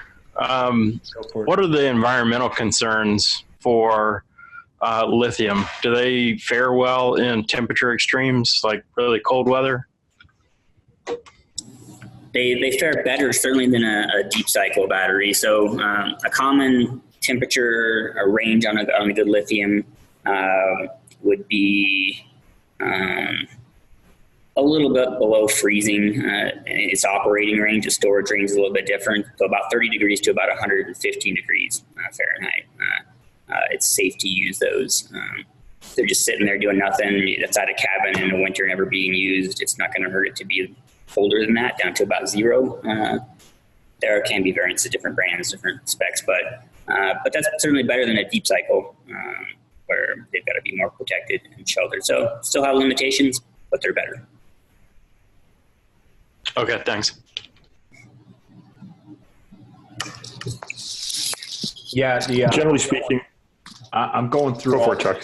with my trailer. So my trailer came with, I think, 150 275 watt panels up on the roof, fixed panels on the roof, and then 2 AGM deep cycles. And Zamp is a solar company, and they did a really, really good marketing thing. They got in with Winnebago, they got in with Airstream and a bunch of different manufacturers, and they run external plugs. And so they're marketing, hey, this thing is Zamp solar ready. And that's cool until, much like buying a factory stereo, you realize, man, I paid this much on my sticker for this, and I could have gotten a much better radio if I had bought the vehicle and then had the sound system upgraded. And that's kind of where I feel that I'm at with my system. It's not handling the load that I want it to be able to handle in that vehicle. So I'm going to take the trailer to a solar shop, and I'm going to have the 2 deep cycle batteries replaced with lithium, and probably get a third, maybe a fourth battery put in the trailer. I'm going to have the coax cable taken out because it's not of a gauge to support the external charging panels that I want. And instead of putting much more solar, I might put another panel or 2 up there, but I'm going to do most of my charging off of the vehicle, which will allow me to park the trailer in a nice shady spot and then run cable out to the sunny patch in the field next to where I'm camping and put my panels out there when I need them, pull them back in when I don't. So I'm going to definitely lean towards an external situation, but my limited research on lithium is definitely led me in that direction. And then the solar controllers that we've been talking about, a lot of them are software defined, so you can actually program. And if you are staying out of the high and the low limits of that lithium and you're not doing full discharges, if you do a 90-10, meaning that you tell the controller to stop charging them when they're at 90% capacity and to quit dishing out juice when they're down at 10, or even go to 80-20, you can extend the charge cycles on lithium batteries, allegedly from my research that I've done on the internet, up to 4 times as much on an 80-20. So lithiums are guaranteed-ish for about 5,000 charge cycles. If you software define your controller to top off the batteries to 80% and cut them off at 20, you can get up to 20,000 charge cycles out of a lithium battery. And so now we're not talking 10 years or 5 years of life or 10 years of life. We're talking 15 to 20 years until you got to dig out of pocket and really, hit the old pocketbook and replace that lithium, because it's just no longer holding the stuff. And there's no way you're going to ever get anything close to that out of an AGM. So when you look at the service life of that battery, especially if you're not discharging fast, like running air conditioners off of your lithium, if you're maintaining a nice easy descent on that and you're not maxing the battery out at the top or bottoms of the margins, lithium can do some amazing stuff for the cost. And I think it's just another one of those buy once, cry once type of situations. Yeah, I think technology has come a really long ways around those controllers. And I think if people hear what you're saying about having to program the controllers and things, there's really great options now that just have a lithium setting on it. So they've got a lithium or an AGM or a lead setting, and will do basically what you're just talking about. You just hit a button, it says lithium on the display, you're good to go. It'll kind of default to those most optimal settings. So you don't have to actually be programming anything, I guess, if you're not comfortable with doing that. But yeah, you're absolutely right. There's ways to even get better life out of that by reducing charge and discharge. Yeah, no, I'm not programming nothing. The people that I pay to install that solar system will go in there and tell me, yeah, man, we got you hooked up with the long life, whatever. Here's a question that I have for you. So I have these AGMs, and it has a power setting on my display screen of available power. Is that pre-programmed to represent the top 50% of usage? So when it says I'm at 0, is that the cutoff because it doesn't want me to go down into 50? Or when that thing shows less than 50, I'm damaging my battery? Like that percentage, is that percentage of useful power, or is that percentage of the entire capacity on like a sun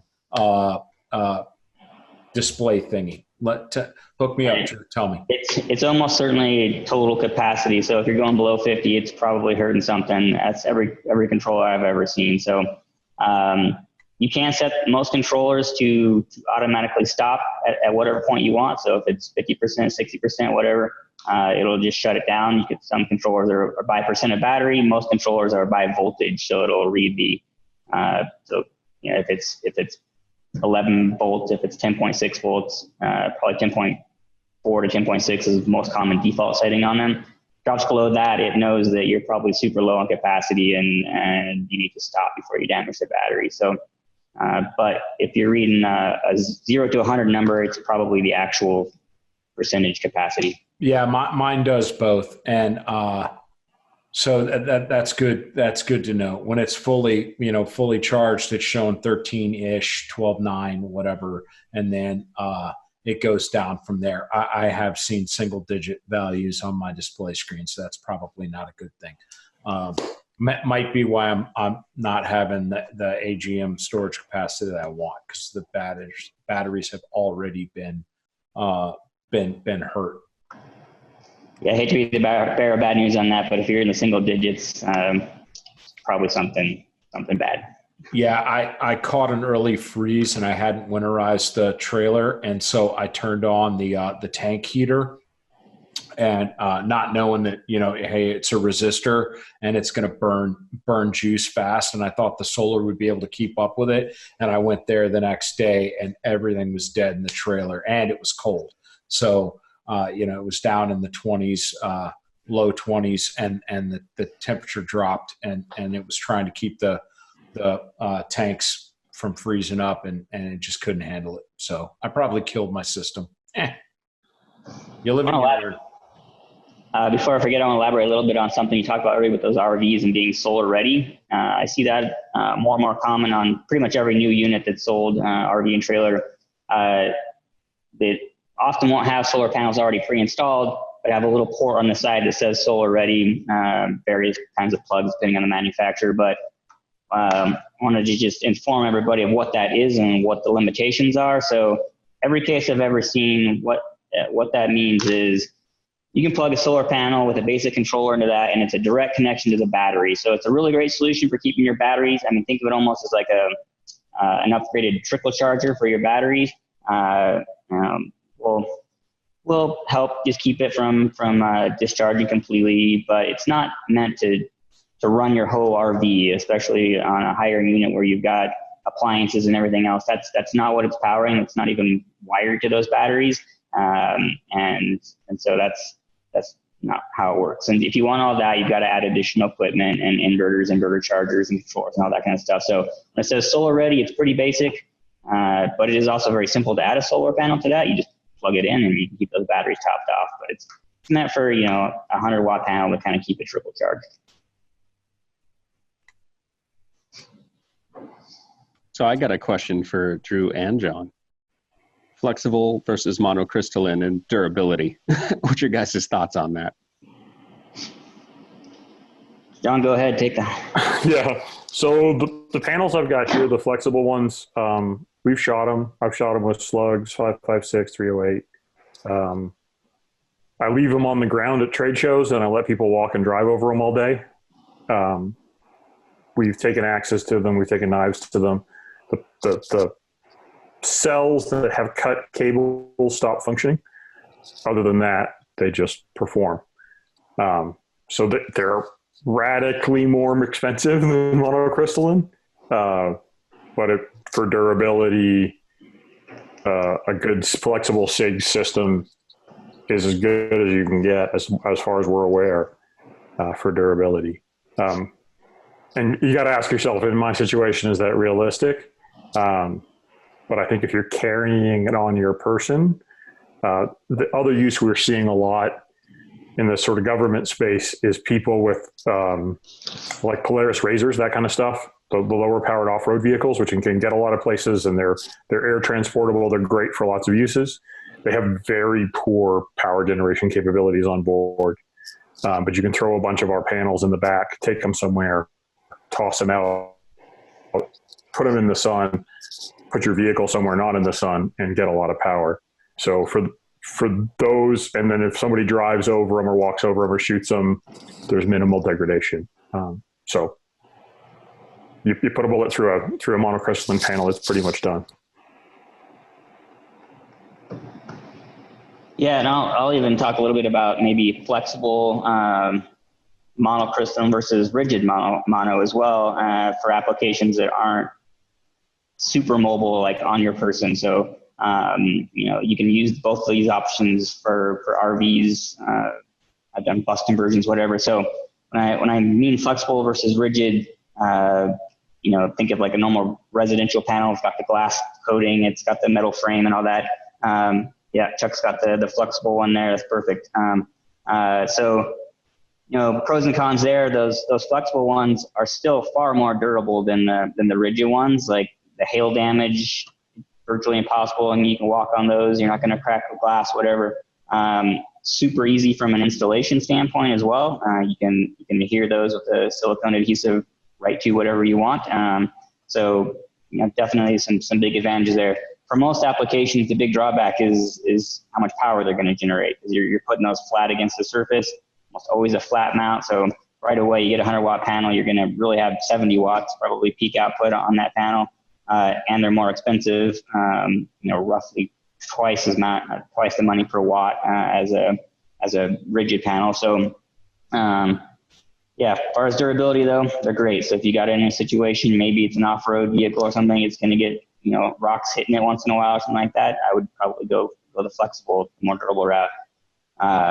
I still really like, even though it's becoming less and less common, the rigid on a tilt mount for an RV or a van conversion or whatever, just because lower cost, higher output, durability less of a factor.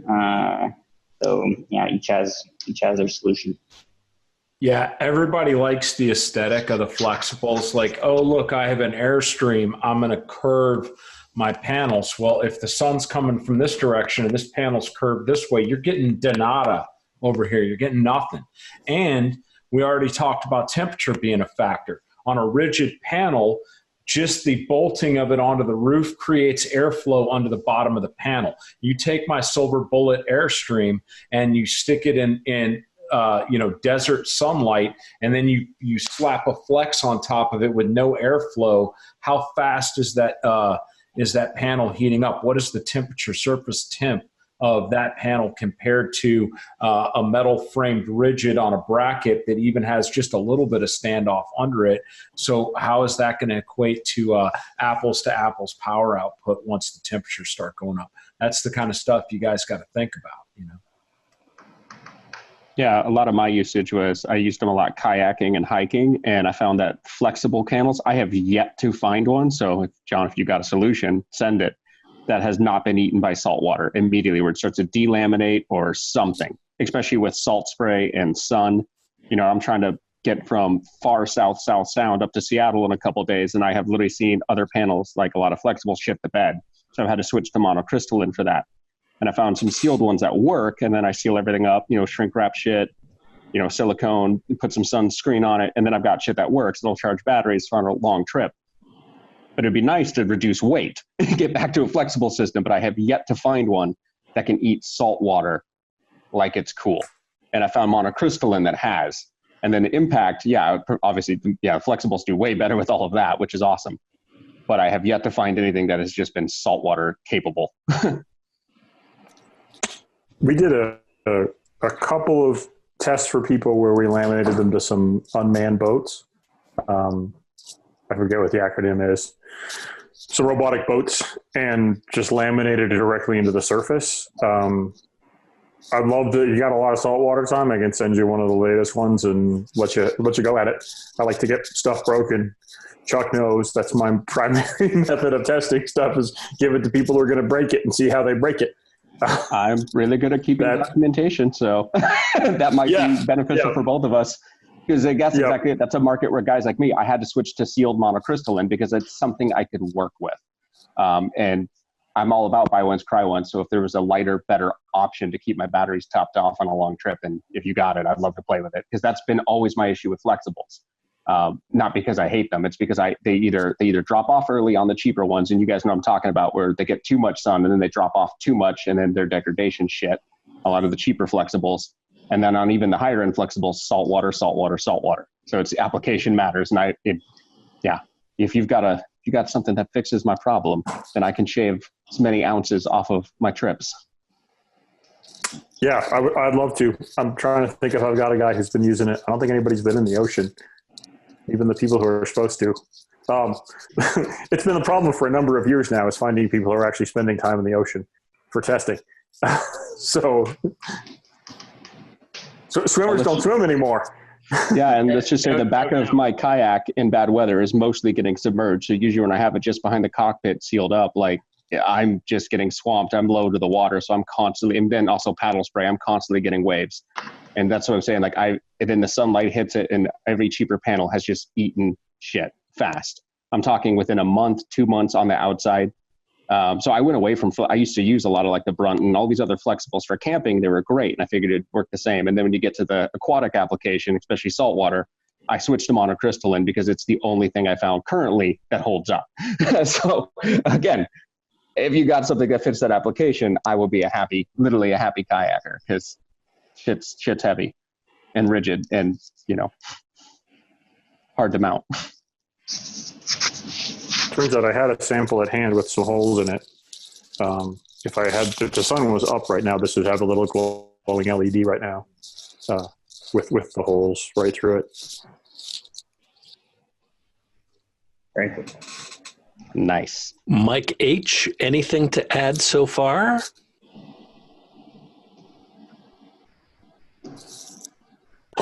Yeah, a couple things. Actually, maybe 3 things.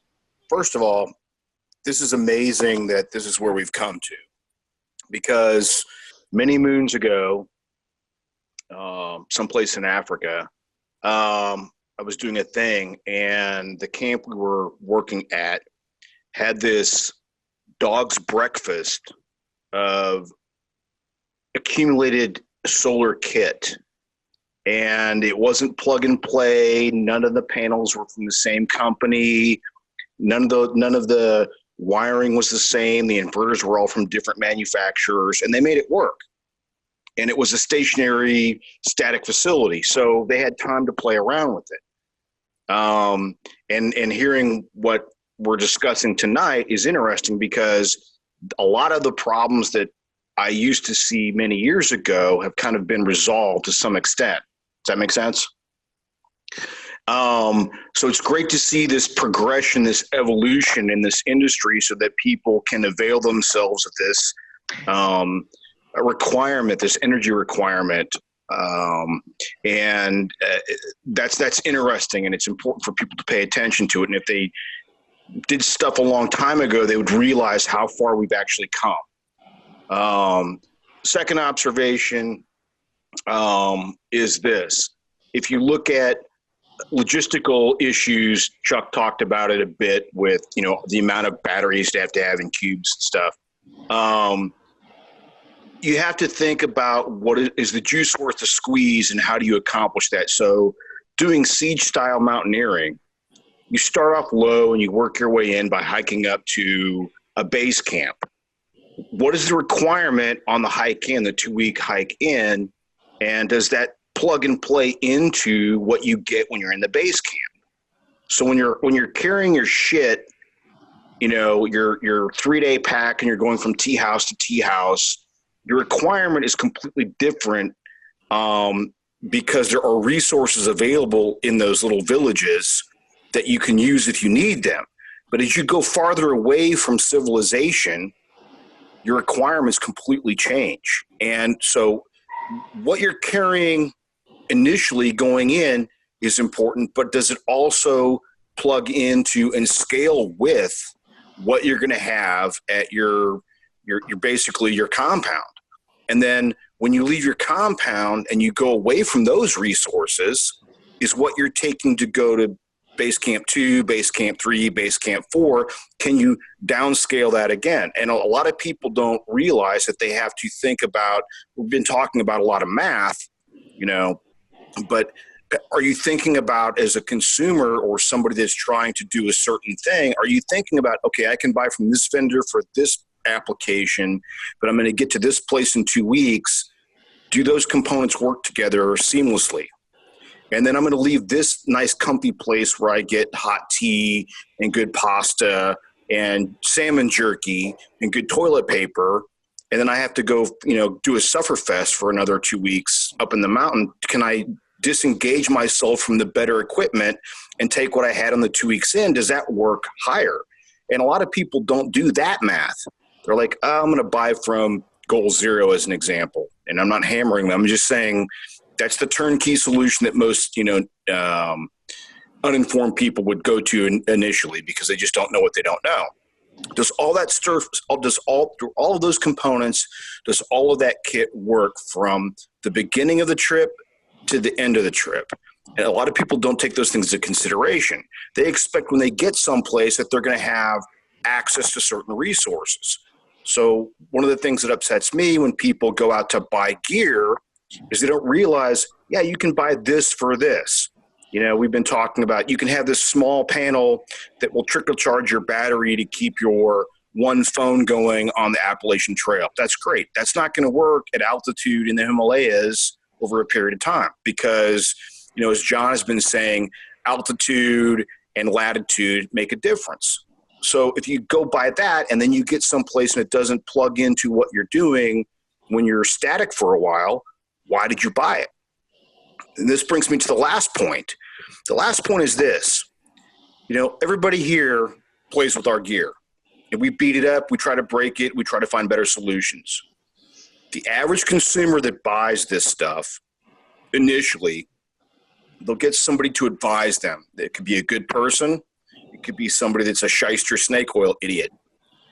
How often do they take that stuff out of storage and play with it? How often do you do a 3-day camping trip, take your shit out, check the cables, hang it up, charge your stuff, see if it still works? Not very many people do it. People have all sorts of stuff in their basement or in their shack or their cabin, but how often do they actually use it in the field to see if they're familiar with it and to see where the shortcomings are in that system that they've been building? And my answer would be probably 80% of those people don't do that. 20% of the people figure it out and they make adjustments, but what happens to the other 80%? When it comes to a crunch time, it's a fur ball. They don't know what they're doing. They're stressed out. This cable doesn't work, or it's frayed, or a mouse got into their shit, or, something fell and cracked a panel, or I can't find that component. They don't know because they haven't taken it out and played with it over a period of time. So those are my basic observations. The technical aspect is way out of my lane. That's John and Drew. That's not my thing. I just know that when I put my hands on stuff, I want it to work consistently to a certain standard. I want it to be scalable, plug and play as much as possible with very little tinkering, so that I don't have to worry about that. I can worry about, do I have enough water? Do I have food? Do I have shelter? That's the stuff that I'm worried about. This is secondary. I can deal without a phone. I want the other stuff. But if I can have the phone, if I can have the comms, if I can have, a satellite satellite phone working if I need it, if I have the batteries to run lasers, lights, and optics and shit, that's great. But people do not play with this stuff enough. When they get it, they look at it one time, they take it out of the box, they read the instructions, read the fucking manual. They might play with it once or twice, and they store it, and they forget about it, and they don't constantly take it out. We're all happy with our GPS systems. How often do people go out there and get a map and a compass and go do an orienteering course? Not very often. But what if everything goes down? Do you still know how to use that piece of paper and a compass? Probably not. So those are my observations regarding what we're talking about tonight. And I hope that it contributed. And, if anybody has any questions, feel free to ask. Well, it reminds me of going to Darcy or going to Pat Rogers or going to whatever class. The first hour of class, everyone's confident in their gear. By lunch, people start moving around their stuff. By the next day, their gear is completely different because they've actually used it now and figured out, this mag pouch upside down wasn't a good idea. Yeah, use your stuff, see how it works before you need it. I'm going to use that point of LandNav to push out the map tools. You guys ever heard of that company? They make some really badass protractors that are like micro protractors for specific grids. I'm just saying, I keep a small set and they all fit under my compass pouch. So I have all my protractors for every major like map style I use, and they literally fit right behind my little lensatic compass. And so it's all in the same pouch, and it is the best thing ever for hiking because it's way easier to use, and I'm not breaking those shitty old school USGI style protractors.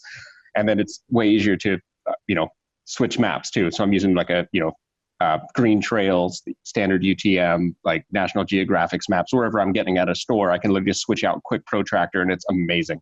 So Map Tools, they make these awesome protractors. I'm just going to plug that shit because I've been using it now for several years, and they're amazing. He's right. LandNav's important.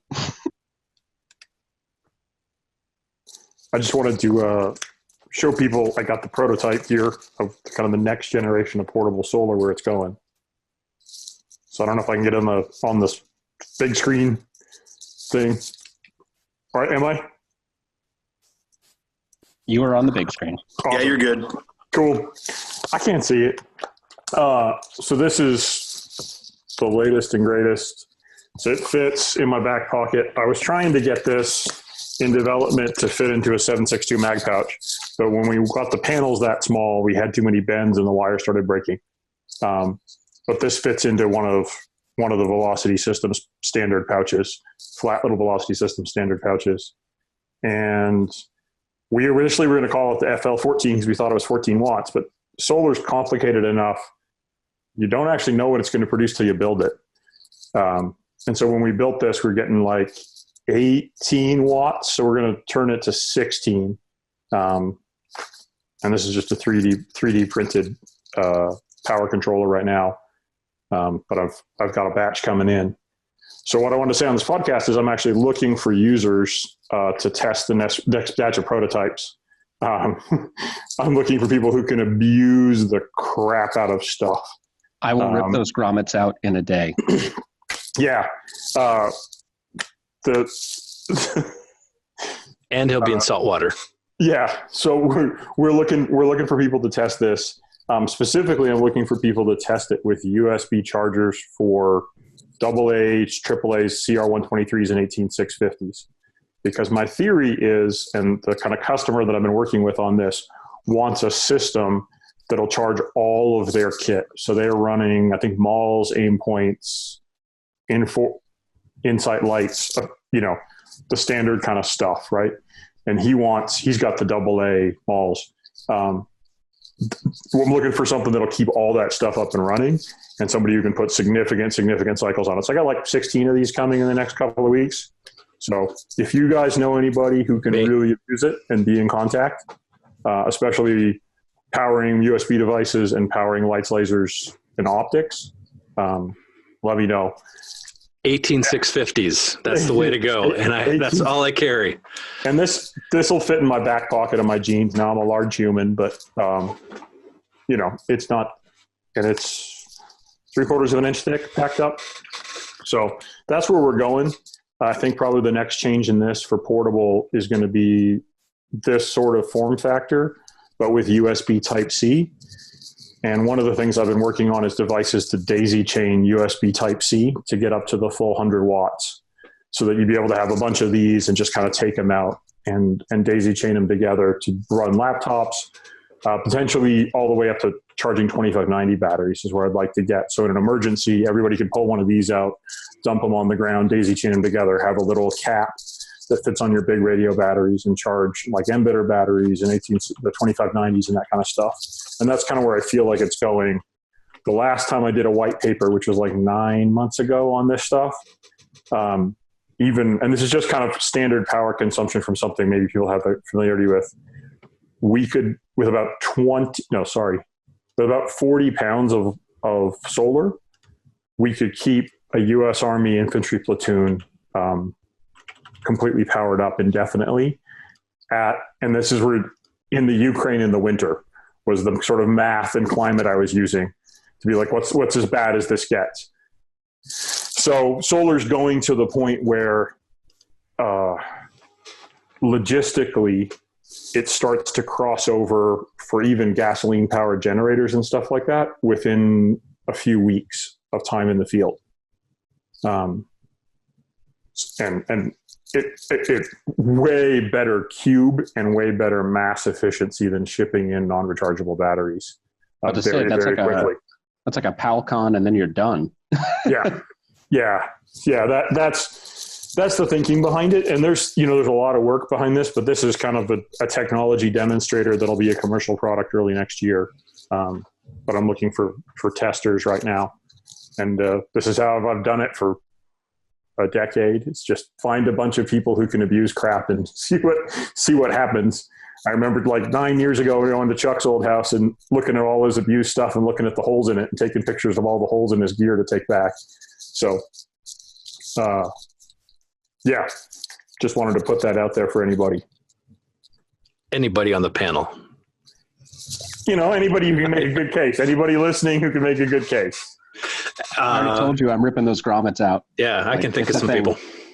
So, and that's a real talk. At least you have real grommets, because a lot of those people who do flexible, use those shit ass, like kind of wiry 550, not real grommets. And I've never seen those last more than, fucking any time with a real user, because it just rips. You try to get it up on a tent, it rips. Wind, it rips.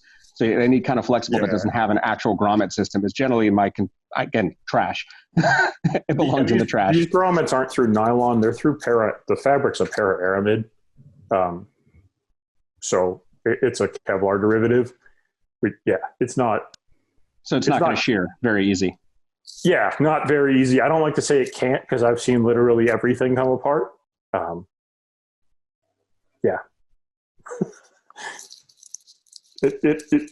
you issue enough stuff, when you make enough stuff that gets issued to enough people who do enough work, you see everything break. But it's cool, because if you can get it working with the C and linkable, then you are the future. Straight up, that's the future. Because right now, I keep on a large pod. That's what they call a bunch of kayakers. We use the monocrystalline. Me and another guy. One of us is charging, rechargeable AA's. Usually, we try to have everyone standardized to AAA's for headlights and radio, all that shit. So one guy's charging the little batteries. I'm usually charging a battery pack for all the other devices, and that's what you're stuck with. And then we can only charge those two panels. We can link one or two together. And then you have to use proprietary shit to do it, and it just gets taxing. Yeah, I'm trying to find quality sources for battery chargers, USB battery chargers. I'm trying to find quality sources for battery packs. One of the other companies I worked with, we were testing a bunch, and we're professionally paranoid at that company for good reasons, and so we were testing them in a Faraday cage, and we're finding this battery charger has malware built into it. Oh, you mean because they're from China? Yeah, and so there's malware and there's spyware built in to certain battery chargers, to some certain wall chargers we've even found. Just randomly testing stuff we ordered from Amazon. So, if you're doing anything sensitive, and I'm talking in the kind of corporate sensitive sense, where we make a lot of corporate electronic tools, you just want to make sure that you've sourced the stuff the best you can, or isolated it through a battery of known origins. And then finding batteries of known origins is very difficult at the moment. We have to sew. If you buy a wool shirt for the U.S. Army in America, it has to come from an American sheep that drank American water and ate American grass, and you have to have a certificate for that. But that rule does not apply to batteries. So, yeah, and that's a problem because of DEF CON did a test on something called warshipping. You know what I'm talking about, John, right? Mm-hmm. And so you have to be careful where you're buying your kit, because bad state actors can take over a shipment and send stuff to a corporate or a federal agency. Some of the components are legit, but some of the components have been compromised. And once that gets inside that closed system that's been heavily vetted and carefully worked on for security reasons, you get one component in there, now it's no longer any good. Yeah. So that's what John's talking about. You have to be very, very careful where you buy your components. It may not be such a big deal for Billy Joe Jim Bob going on his deer hunt in Alabama, but if you're a corporate entity or you're an agency, it's something you really have to consider before you lay out the cash and do a large order, a purchase order to buy stuff to outfit a bunch of people, because you may be compromised. And that's what we've actually had. I've sold some solar panels to government agencies because they know everybody, no matter what they say, everybody brings their personal devices. And just to give them a power source that doesn't involve plugging their personal devices into government equipment, they're like, here's a solar panel. Here you go. And then the system that they vetted and sandboxed and did everything they were supposed to with is no longer, what they hoped it was, as far as, from the security standpoint. So, like I said, if I'm going high someplace on a mountain and some dude's got, a system set up and I'm running my fucking, iPad off of it to listen to my tunes and read my audio or listen to my audiobooks, I don't give a shit. Right. But if it's something else, you have to be very careful about where you buy your components. Lots of people want to go cheap and buy stuff off of Amazon or eBay, and they end up compromising, their entire system. And people look at, price obviously is important. Right. It's like we were talking about lithium versus, cold cycle, deep cycle stuff. You do the math. Well, I don't want the new, like there was an article that came out the other day. A lot of new lightning cables for iPhones that are shipping are injecting malware into your shit. And that's not the only thing. I mean, that's just what I follow. And so, buy good kit, but you should do a little research and not buy from, some place that's a subsidiary of another company that's run through a company from the tri border region that's originally sourced out of Macau, basically. Yeah. So one of the things I use all the time, and I sell them at one of the companies I'm involved with, is a data condom, and they're just a really simple, only let power through a USB connection device, and I highly recommend them to everybody. If you're going to be plugging into random USB ports, have a data condom, and that's sourced and tested, and just don't plug into random USB ports. It's just kind of data hygiene 101. Faraday cages are also really handy. It's almost like ComSec and OPSEC are a real thing and need to be considered. Well, Mike and I were talking that this will be a podcast topic as soon as we get the right panelists all aligned with the sun and moon at the same time. I've got a guy my business partner at the other place should be a guy on there. Cool. And he does it from a purely corporate civilian point of view, which is pretty cool. Well, that's what I was going to point out, because people don't, I'm not the government, I'm not whatever. And people get so lazy, and it's like, I work for a small business. It's mostly online. What I do with data matters.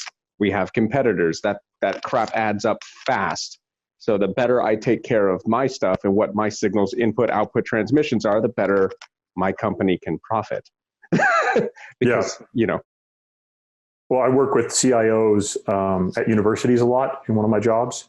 And I was talking to a CIO at a Canadian school recently, and he was like, so what's it look like? What's the threat? He's like, I'm getting dozens to hundreds of state level attacks a day at a university.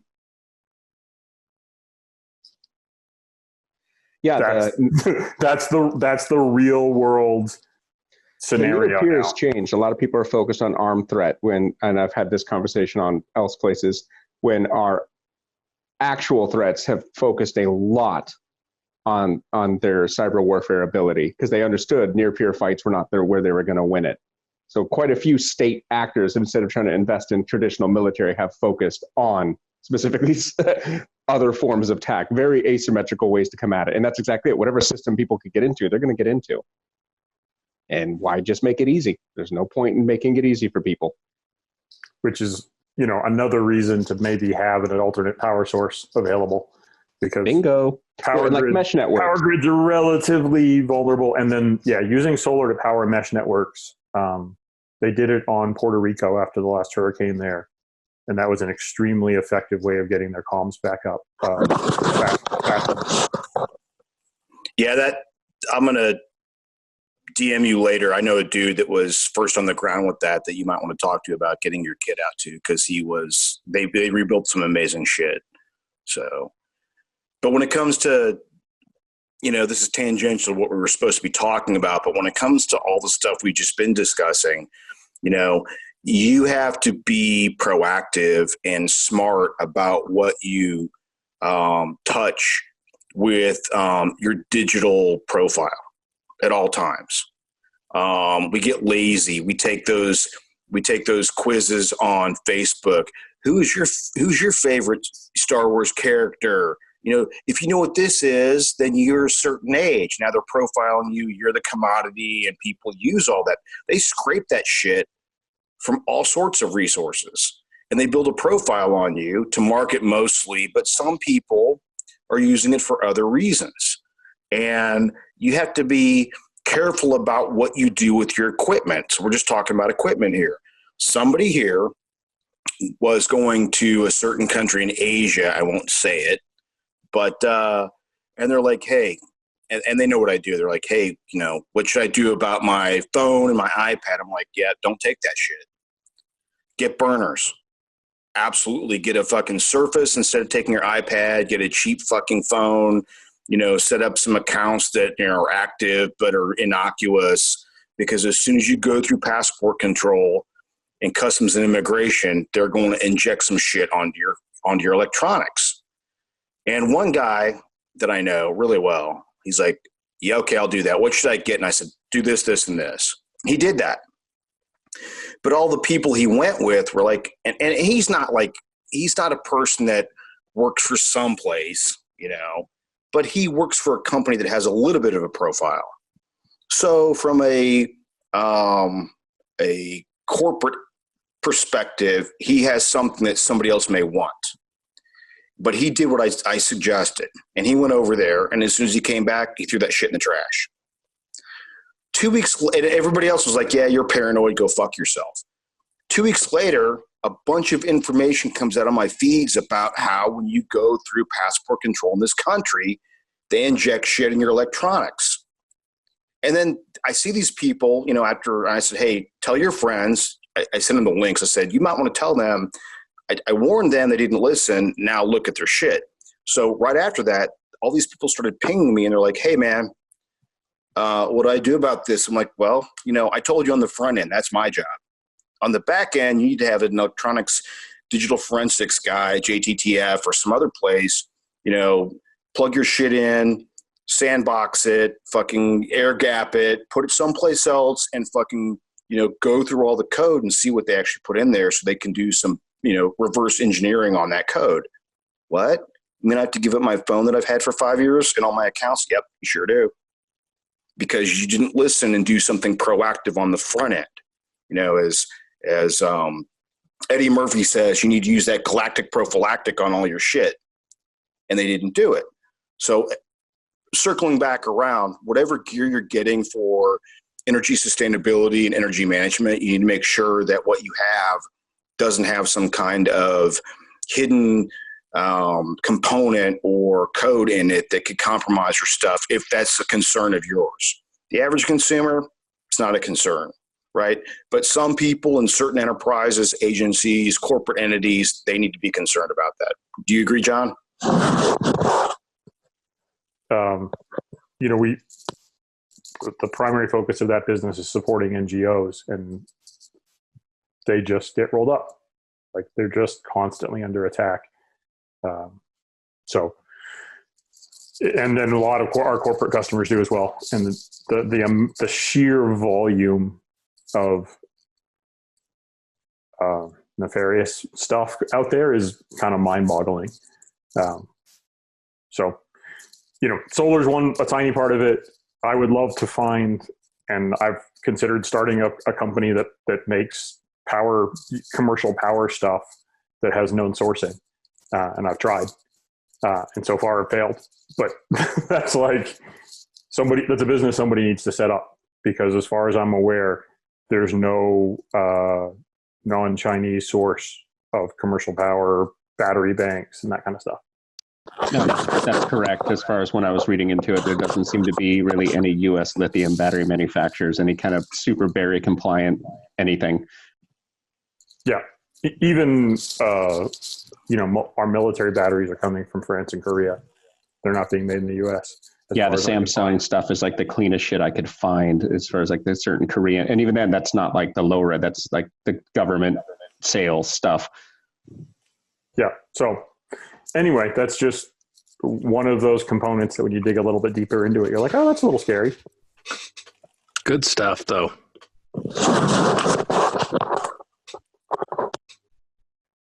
So, but back to power management,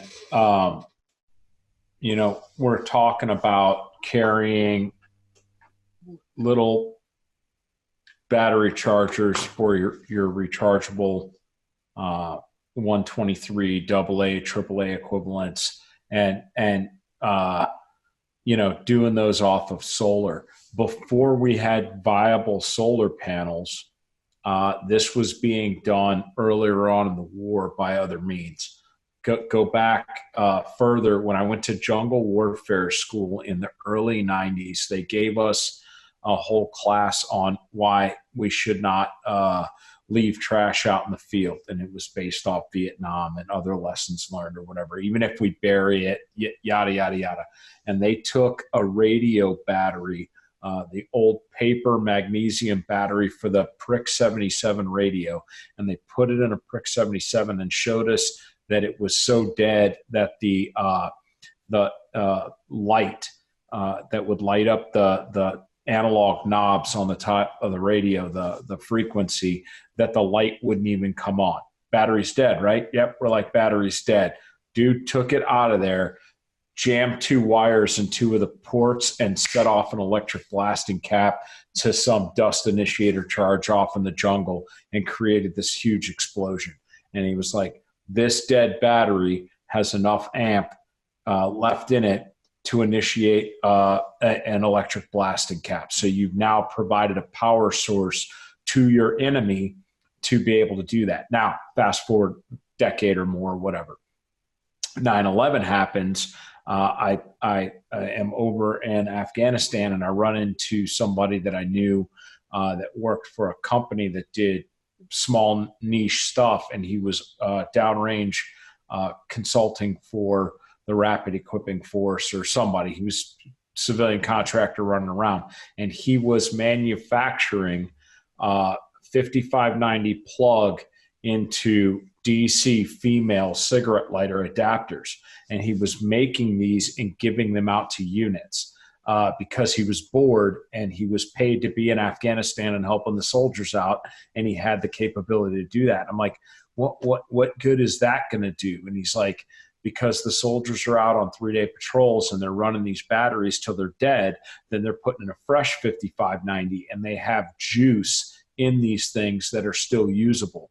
And so he was getting these guys into using rechargeable AA's and AAA's for their Garmin handhelds and their night vision devices. And while they were on patrol, they could have the adapter plug hooked into their dead 5590, and they could be rejuicing all of their smaller batteries off of the residual load that was kept in that because there was no solar alternative.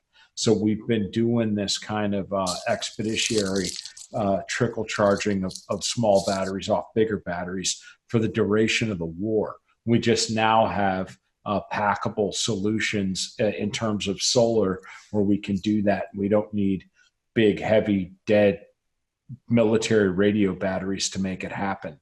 But we used to run laptops. There was a company called Lind, L-I-N-D, that did power management solutions. And their like #1 selling product for the first 5 years of the GWatt was a Panasonic Toughbook to Lind adapter with DC plug-in to hook to 5590 batteries. And you could power your Panasonic Toughbooks off of a 5590 if you were in an expeditiary place that did not have generator capability.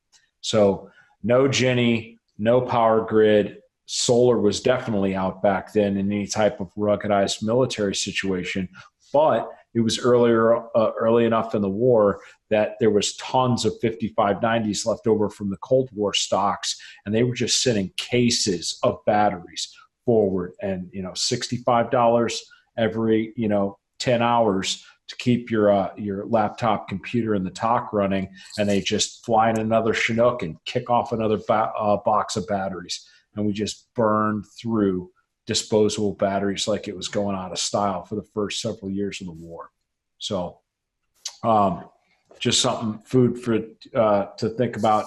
Even you DoD guys that have 2590s, if you've got to carry that big hunk of crap in your rucksack and you don't get enough solar panel or enough time to get your batteries back up to zero balance, you can plug that stuff into your dead larger radio batteries and suck the last little bit of juice out of there before you get back to the suitcase charger with those. Just something for you DoD guys to think about.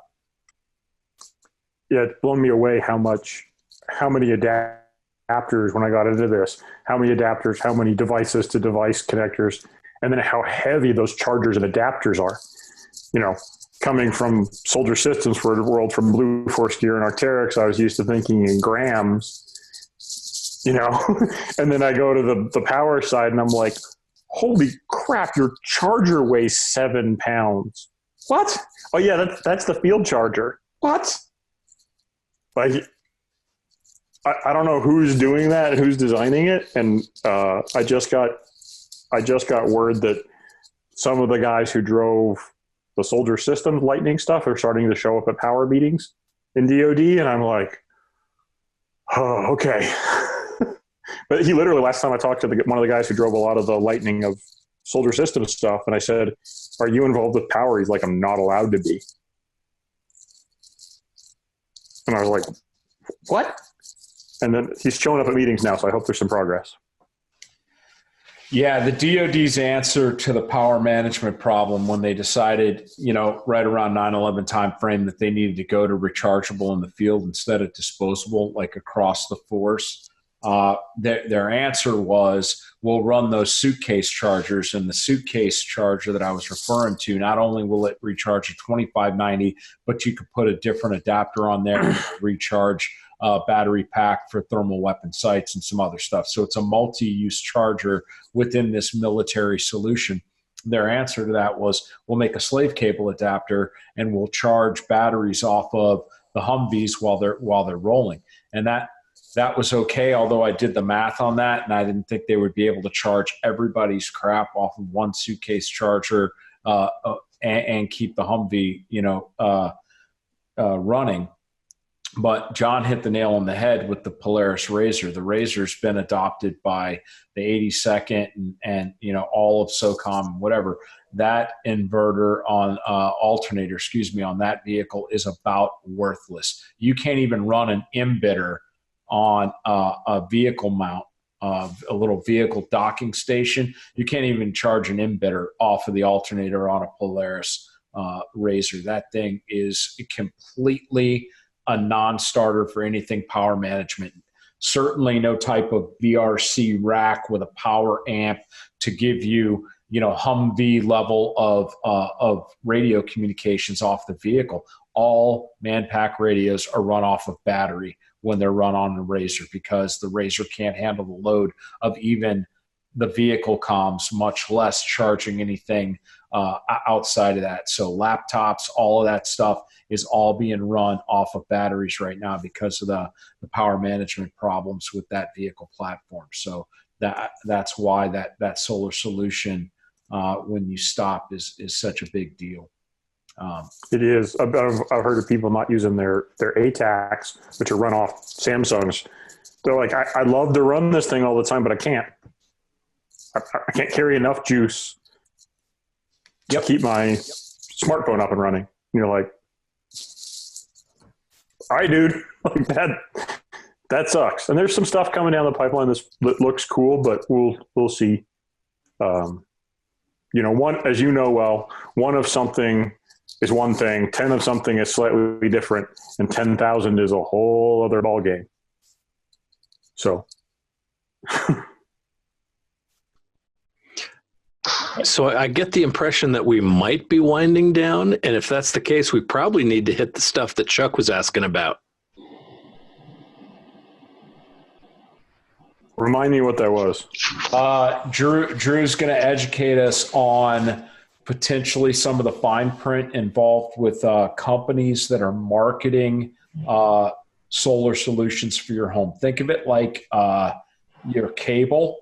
You can get the modem and the router from the cable company, but they belong to the cable company, as opposed to buying your own cable modem and hooking the cable company stuff up to your modem so that you're not paying that fee. Problem is your cable modem that you're renting, if you move to Idaho, you just unplug it from the wall and hand it back to the cable company when you leave. Leased property that is not yours, that is screwed into the roof of a house that you sell, that is on a contract that the buyer potentially doesn't want, that it takes us down a rabbit hole. And Drew should be able to explain that much better than I can. Yeah, definitely. Well, I think what we're talking about is like a lease versus a power purchase agreement versus just owning a system. I'll definitely talk about that second. I was thinking of some of the topics as these other conversations happen. I want to touch on real quick. I think it's just good advice, good knowledge when looking at any kind of system, whether it's off grid or mobile or whatever. The first one is just efficiency of what you're using it with. And I realize some of the components and what you're needing to power that you guys are talking about, you don't have a lot of options. Like, it is what it is, and it takes the amount of power it's going to take. But for a lot of us and a lot of consumers, when they're looking at off-grid for their cabin or their RV or bus conversion or whatever it is that you're powering, you can go a long way by being aware of what you're running and begin with, especially if you haven't purchased that kind of stuff to begin with. What I mean by that is, it's much more cost effective, and if you get in a situation where you need to be able to use your devices for as long as possible on whatever battery and solar you've got, you'll get more mileage out of thinking about that ahead of time and having fridges or whatever that's more efficient to start with. So whether you're buying a new home, you're installing new stuff in an RV, cabin, whatever it is, think about that. So you don't have to have as much solar and storage and batteries to begin with. You'll get a lot more traction and a lot more bang for your buck that way. And if you get in a situation where it's super critical to be super hyper efficient, you're just in a much better spot. Doesn't help the solar companies out all that much because we're going to sell you less solar, but I think it puts you in a much better spot at the end of the day. Buy more expensive stuff, and not the more efficient stuff to begin with. It'll go. It's cheaper than buying more solar or more batteries. Sometimes. So, and just so you know, that has pretty much been almost like that's a whole concept within our whole network. You buy the quality stuff. You don't buy the crap, because it's just also like what Chuck said at the beginning of the show: buy once, cry once. And yeah, just get the good stuff. Don't waste your time or your money with the crap. Yeah, I agree. In the long run, it always pays off. Right? Next, I would want to talk a little bit, kind of define the different types of systems that exist and kind of where the technology has gotten us and some of the improvements and why you might look at them. So, in solar, I know we're talking mostly about off-grid, but as more people are thinking about off-grid and looking at these different components and how to tie it into their home, questions coming up more and more, like, can I take my whole house just completely off grid? Is that even possible? Technically it is, but it's not feasible for most people yet. It's super expensive. But what is becoming more and more of a common thing is a hybrid solution where you're still grid tied, but you now have the ability to have at least limited use for your home on backup battery.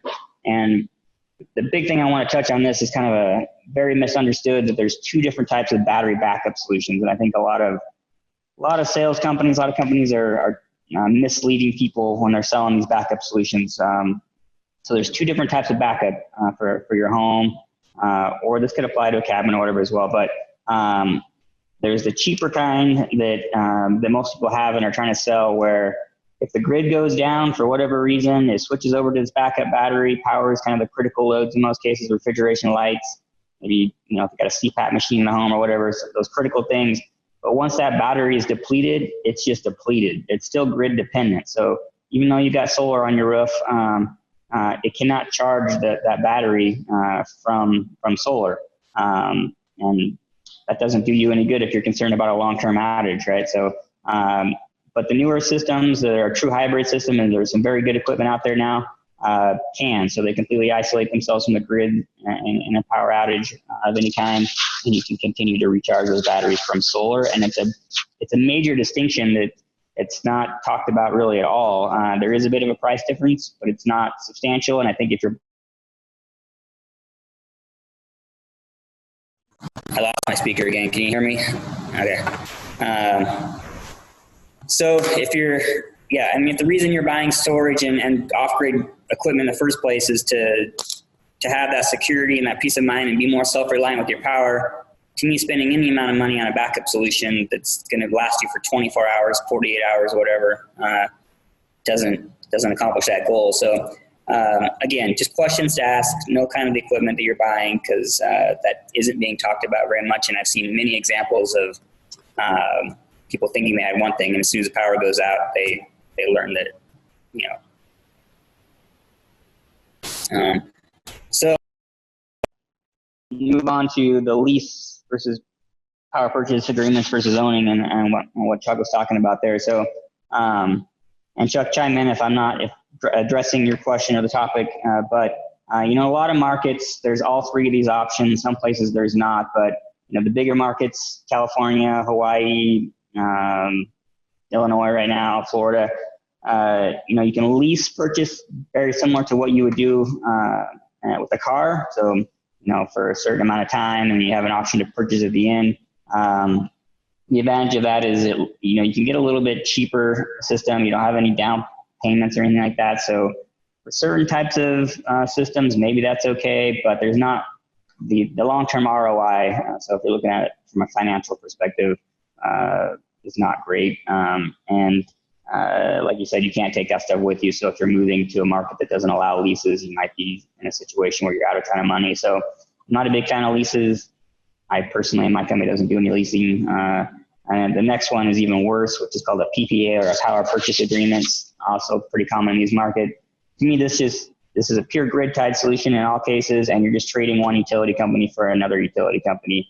Similar to a lease where you don't own the equipment and you're just paying whatever company is installing that on your home for the actual power that's being produced. And so just the same as if you're paying your utility company for X amount of kilowatt hours every month, you're doing the same thing with the solar. You're just paying the solar company rather than the utility company. You never can own the equipment in almost all PPA agreements. You can't take it with you, and a lot of markets don't allow it anyway. So if you're moving from one state to the next, you might not have the option at all to take that equipment with you. So I don't think there's any, you're literally just trading one monopoly for basically another monopoly in that situation. So I think owning is the smartest option, not possible for some people. So maybe you have to do a lease if that's your situation, but owning, you get kind of all the financial benefits. You can take that with you if you really want. You gain that equity, and you own that equipment. It's yours. You can do whatever you want with it. That's, I think, kind of what Chuck was talking about, the different options there. So yeah, I'm not a big fan of the non-owning thing. I think you should own your stuff, do what you want with it, gain that equity in your property, whatever. Yeah, I completely agree. Like I said, I was looking at this from the optic of a real estate agent that's trying to sell. You would think if I invest and put $20,000 of solar on my house, and the house is solar ready and whatever, that should build some type of resale value. If that solar that's on the roof is tied to some type of contract agreement, especially in a power purchase type situation, the new owners have to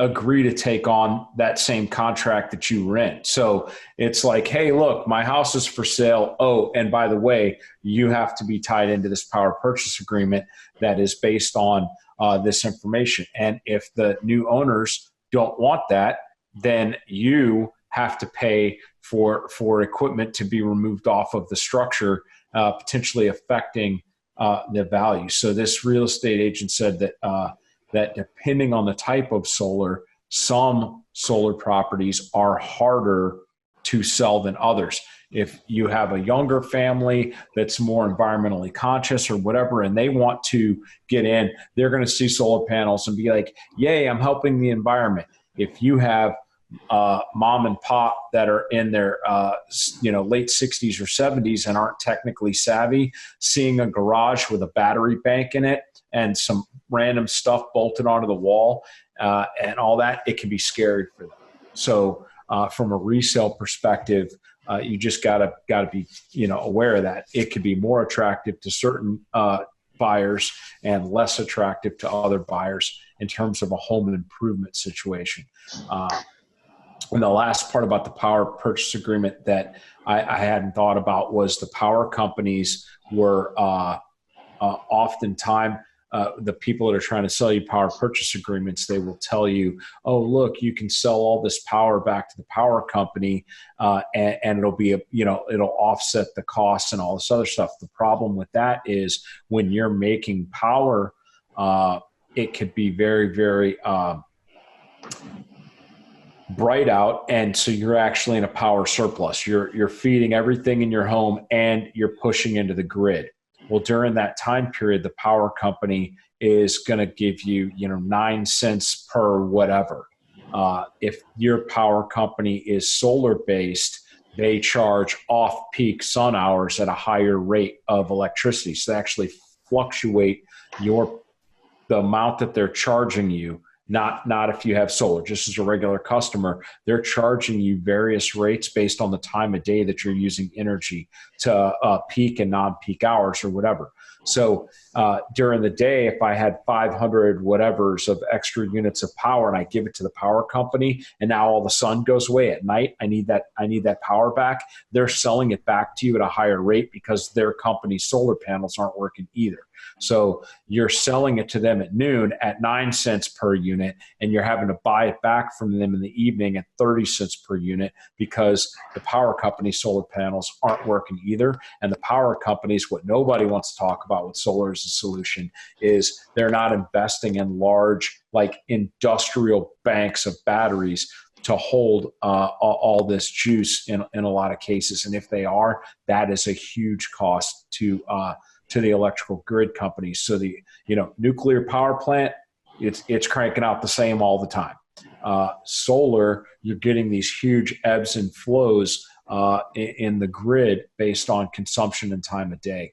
And so when somebody explains to you exactly what's going out of your house versus what's coming in your house and what the power company is going to charge you for both, buying low and selling back to you high, the cost savings in some cases, and this is area dependent, can actually just be a marketing strategy, and you're still going to not see a huge drop in your electric bill costs as a result of going with solar on your roof. So because this is P&S and because of the type of people that watch this, wanted to kind of keep this thing towards emergency out in the field without a power grid or that type of situation. But I think it bears mentioning that although the hardware is the same, augmenting your power grid with solar compared to having a standalone solar system when that power grid no longer works, those are not always the same thing in terms of the agreements that you get into with the people installing your solar. Yeah, you're correct. Yeah, and I definitely want to keep it towards the off-grid stuff. I think at the start, I can't remember if it was Michael or who it was, they had some questions. I'd be happy to go over or answer any questions about residential stuff if you'd like, but I'm game for whatever. Anybody on the panel have anything for me? I'll pretend to be an expert. I'm watching everyone's little mic buttons. Oh, Mike G. Here goes. So I basically wrote down a list of the majority of the gear that I use that needs to be charged, and it falls into two main categories, and then there's a third that just is kind of inconvenient. One category is obviously USB, and that one's real easy because it seems to be that the solar industry, at least from the pocket solar and field solar, has kind of standardized on USB. The other is 12 volt, like cigarette lighter plug, and I just wanted to know if anybody has a good solution for battery packs that are conveniently sized, not 20 or 30 or more pounds, that you could charge. As Matt mentioned, a patrol guy needs to be able to charge his radio.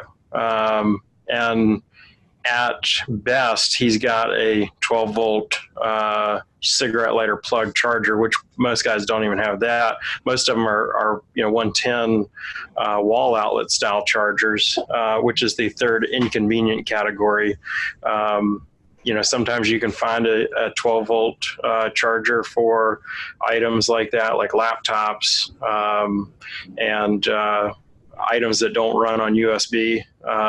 But does anybody have a solution for 12 volt cigarette lighter plug that's convenient? Because I've tried to move as much as I can over to USB, or even buying adapters for certain things that, like, hey, here's your battery pack, and you snap in a bunch of AAAs or a bunch of AA's, which you can charge up via USB to avoid having 12 volt. But there's just some items that you can't get away from that. Does that make sense? It does, yeah. I know of a couple specific products out there. I don't know if John has anything in mind that might help, but John, go ahead if you have anything. We make a 48 watt, 20 volt charger. It uses the 2-pin vehicle power standard. I've had a really hard time putting together ecosystems around that particular charger. And that's kind of one of the things I'm finding. There were, Enerplex was making a number of battery packs, but the quality was spotty. And that's kind of the thing we're finding is, what do I recommend for hard use? That's been difficult in that sort of range for us. I don't know if you have any suggestions. So the hood rat answered your question, Michael, is if I was in that conundrum, you could look at a system like a Norco, like a juice pack for a car, and it's got like actual alligator clips, and you could get a DC like you would hook to a maritime battery, and you could literally alligator clip to the alligator clips of the Norco, and that's going to give you your female without a post, without a dedicated style post interface. That's going to allow your power to jump. Something touching that, electrical tape both sides, and so you could use your automotive juice pack battery that's designed to push that dirty DC out in high quantities, and it should run anything cigarette lighter plug that you need to. Off of that, the little baby alligator clip to cigarette lighter, that should be pretty easy to find anywhere. That is certainly not the best solution, but in 30 seconds or less, that's the first thing that came to my head. So I have experience with one in particular product. I'll stop in to sell, but I'll show it as an example. It's the only one that I know of that I've had much success with. I'll plug them. I don't think they care. So there's a US-based company in a film called Power Film Solar. They make a cool product called the Lightsaver in two different sizes, but the larger size, it's about 30 watts, just under 30 watts, roughly.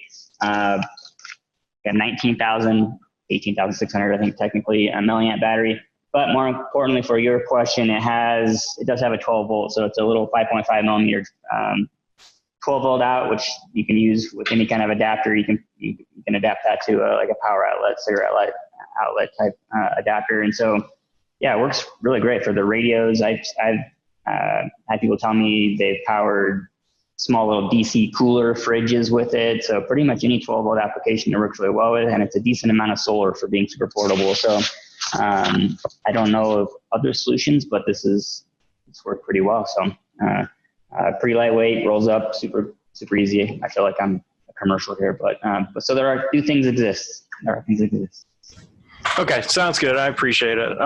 And it, I may just have to cobble something together.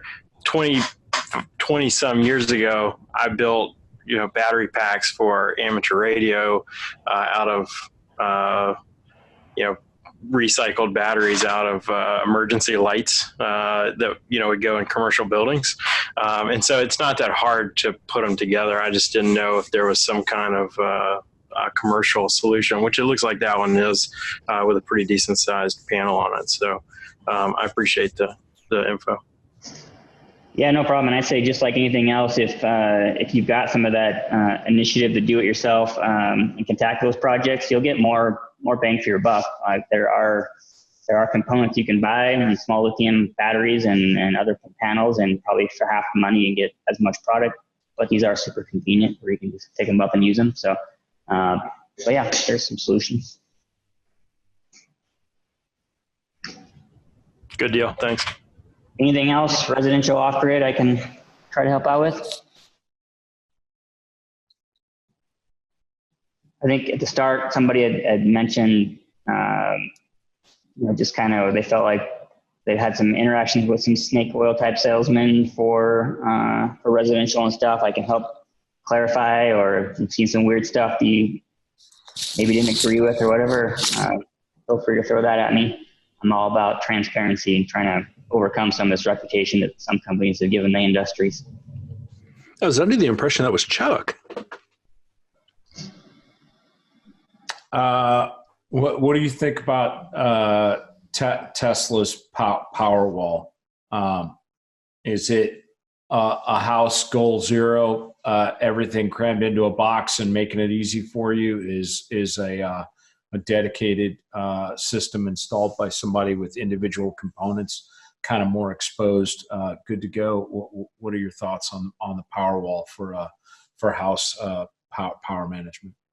Yeah, I think it can be a good solution for the right expectations, but in most cases it's installed as a pure backup solution. So I was talking earlier about how a lot of systems, power goes out, you got a day or 2 days, however it was designed, outage, but if the grid never comes back up, you're just kind of out of luck, that battery will die. And that's how most power walls have been installed. It takes some additional equipment that isn't by default installed with the power wall. So, if in the right situation, if you're concerned about a normal typical outage of a few hours and you just want to make sure that your food stays cold in your fridge, and maybe you've got like I said before, a CPAP machine or something, you want to make sure it goes for a few hours, it can be a relatively inexpensive, good backup solution, but it's not an off-grid or hybrid setup. Follow-up question. If a home had the real estate, like a ranch or a rural cabin or whatever, are there residential systems that have sunlight directional sensors and gimbals? Is that marketed to individual homes if somebody was willing to pay for it, have an entire array that follows the sun along the track? It's definitely not marketed for residential. I mean, it's certainly possible. You could certainly apply a commercial, like a 2 or 3 axis tracker system. But for even a very large home with a lot of usage, it's not real cost effective. The reason for that is if you've got the space, you're far better off money to just install more panels and have them fixed tilt. Those trackers are very expensive. The cost of panels has come down so much that it's just far cheaper to put more panels than spend all the money. And from a maintenance cost, it's a big deal too. You start adding all those moving parts, those motors and things, those different components. things go bad. So keeping it fixed is usually better until you get to a very large utility scale level. And then a 2-axis system can be pretty cost effective. When I say 2-axis, I just mean rotating east to west in all directions.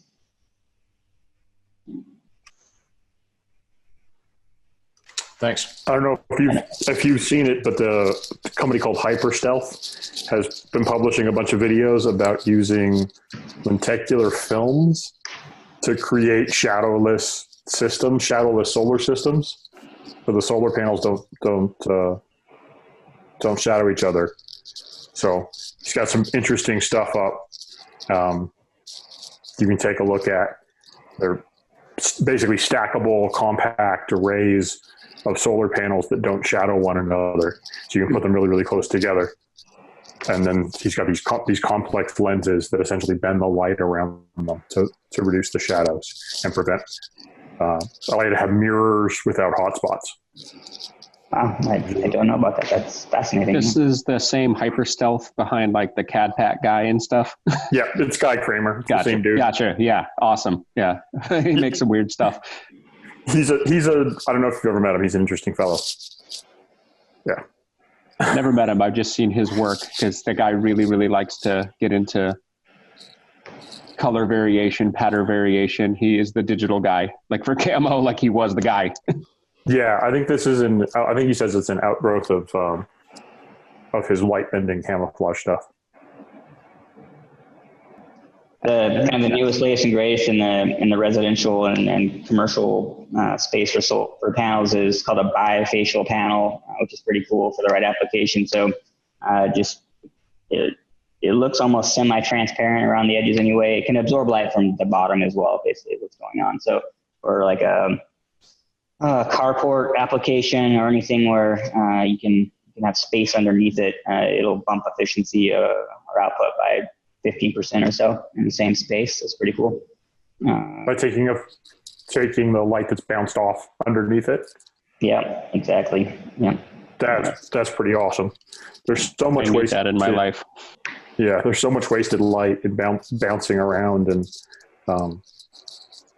anyway. And there's so many frequencies. There's so much other RF frequency stuff that we're not efficiently converting yet. That's band gap is sort of the future of solar, of increasing the wavelengths that it's sensitive to. The range of wavelengths it's sensitive to is probably where you'll see most of the growth, I would imagine, in the next few years in terms of pure performance. And that's right. You can think about performance and performance per area, which is what they usually mean by efficiency. Performance per gram, watts per gram, which is what I sell a lot. And then performance, like what percentage of the light that's hitting it is being converted, which is a different way of thinking about efficiency. And all of that stuff is changing. So, well, like 10 years ago, I mean, like you pointed out, like 10 years ago, like you needed a lot more direct light, but now we're at a place where you can just cloud cover still generally works depending on the quality of the panel and what it's attuned to. And again, Chuck and I both are up here in the PNW where daylight is not our friend or very present. So I always have searched for panels that will work well in semi-shaded or, they have to be reasonably efficient in low light or we're screwed because I don't have time to sit and drop some panels. It's to the point now where guys are building, there's some projects to build solar dust, which is actually nanoparticles that will extract power from household light and use it to power very low power network cloud computing solutions for basically having smart dust. And then there's sort of the next scale up, which is the millimeter or so sized panels for powering low raw and Internet of Things types devices, and then all of the nefarious uses of those. So PAN networks, all kinds of PAN networks. Yeah, that'll work inside houses. That'll just work off the light that's bouncing around inside buildings. And all of that is very Ghost in the Shell. I'm just going to throw that out here on this panel. That's so Ghost in the Shell it hurts. I'm all about it. Yeah, and it's all. If you go to the right trade shows, it's all commercially available. I mean, yeah, we've come along. Like I said, we've come a long way. It's fun to watch technology progress. Again, I was at a point where I couldn't even kayak and have extra power for a week out, or I had to pack batteries. 10 years ago, I started to be able to do it. And we're getting to a place where apparently you have a panel that deals with salt water. So now I can cut down a couple pounds off my gear. That would be great. Yeah, I mean, it can deal with that because this Ascent stuff is it's not exactly 3D printed, but that's the closest way to think about it. It's just it's monolithically printed as a finished item in the production process. Therefore, so less delamination. Yeah. Yep. Cool. Well, I'm afraid it might be that time. It won't be an 8-hour episode tonight.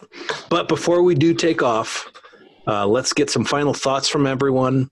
If there's anything you need to plug, if there's anything that you're compelled to plug, things to promote, please do. Mike G.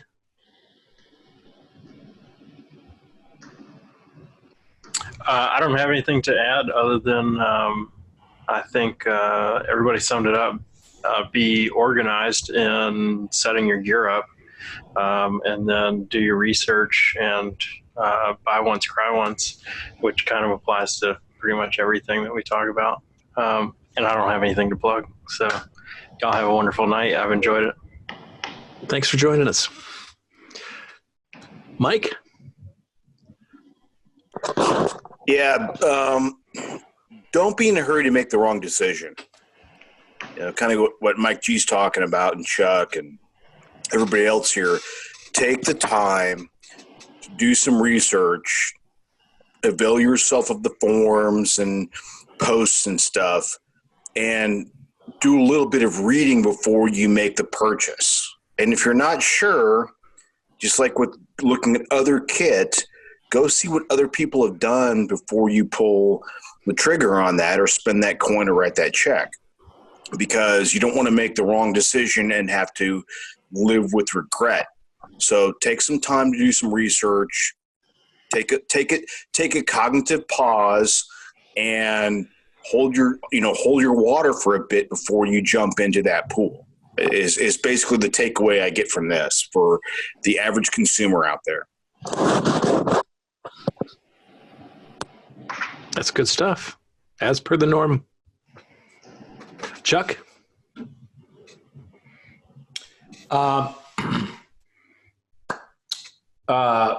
Guys that are recently interested in radios, specifically amateur radio, most repeaters in the amateur radio network have some type of off-grid emergency capability. So if the power goes out, that could be old man Clampett gets in his truck, drives up there to the hilltop and fires up a Honda. Jenny, it could be something else. If you are using a repeater network based off where you live with your radios, it would behoove you to link up with the radio club that sponsors that repeater and really go down in the weeds of what is powering that repeater in the event that the power goes out, and for how long. Is it solar with batteries on site, or is it a generator with limited fuel and a man in the loop? That is going to allow you some predictive analysis about how long your communications grid is going to stay up in a natural disaster. During Katrina, there was at least one ham repeater that never went off the net. And guys with amateur handy talkies were able to bounce off that repeater and talk throughout the city of New Orleans throughout the entire crisis. That is not indicative of everywhere. And that could have been a repeater hooked up in a dude's house. He had stockpiled, or an LP generator with a buried thing, and it was all cool in the gang. If your repeater is based upon fuel and you get into a pandemic avian flu, for example, where you get 40% of the country gets sick, 15% of the population dies off, is old man Clampett either bedridden or dead and can't go to the top of the hill to refill the generator, even if he does have gas for it. So know where your power is coming from for everything, not only your own house, but what powers other things that you tap into in the infrastructure. we collectively call all of that the grid. And there could be everything from water pumping problems with when the electricity goes bye-bye. So now your water is being affected by your power, to other things like cellular, cable, and things like that. You can have a Ginny and have your house running, or solar and all the batteries you want in the garage. But if the cable company's down, the TV stations end up going down, your cellular towers are down, what other things outside of your own little microgrid that you've made for yourself are going to be affected by a long-term power outage? And at least once you're informed about that fact, you can start planning around it and looking for alternates and things like that. I'm finishing out the 2019 season. I've got classes in I've got a night fighter in Arkansas, November 16th weekend that just posted on ODS. I've got classes in Pueblo West, Colorado. There's a couple of slots open for that coming up here in a couple of weeks. I've got classes in Jacksonville in December. So go on the ODS website. There's some courses that have dropped in the online store that were not there just a week and a half ago.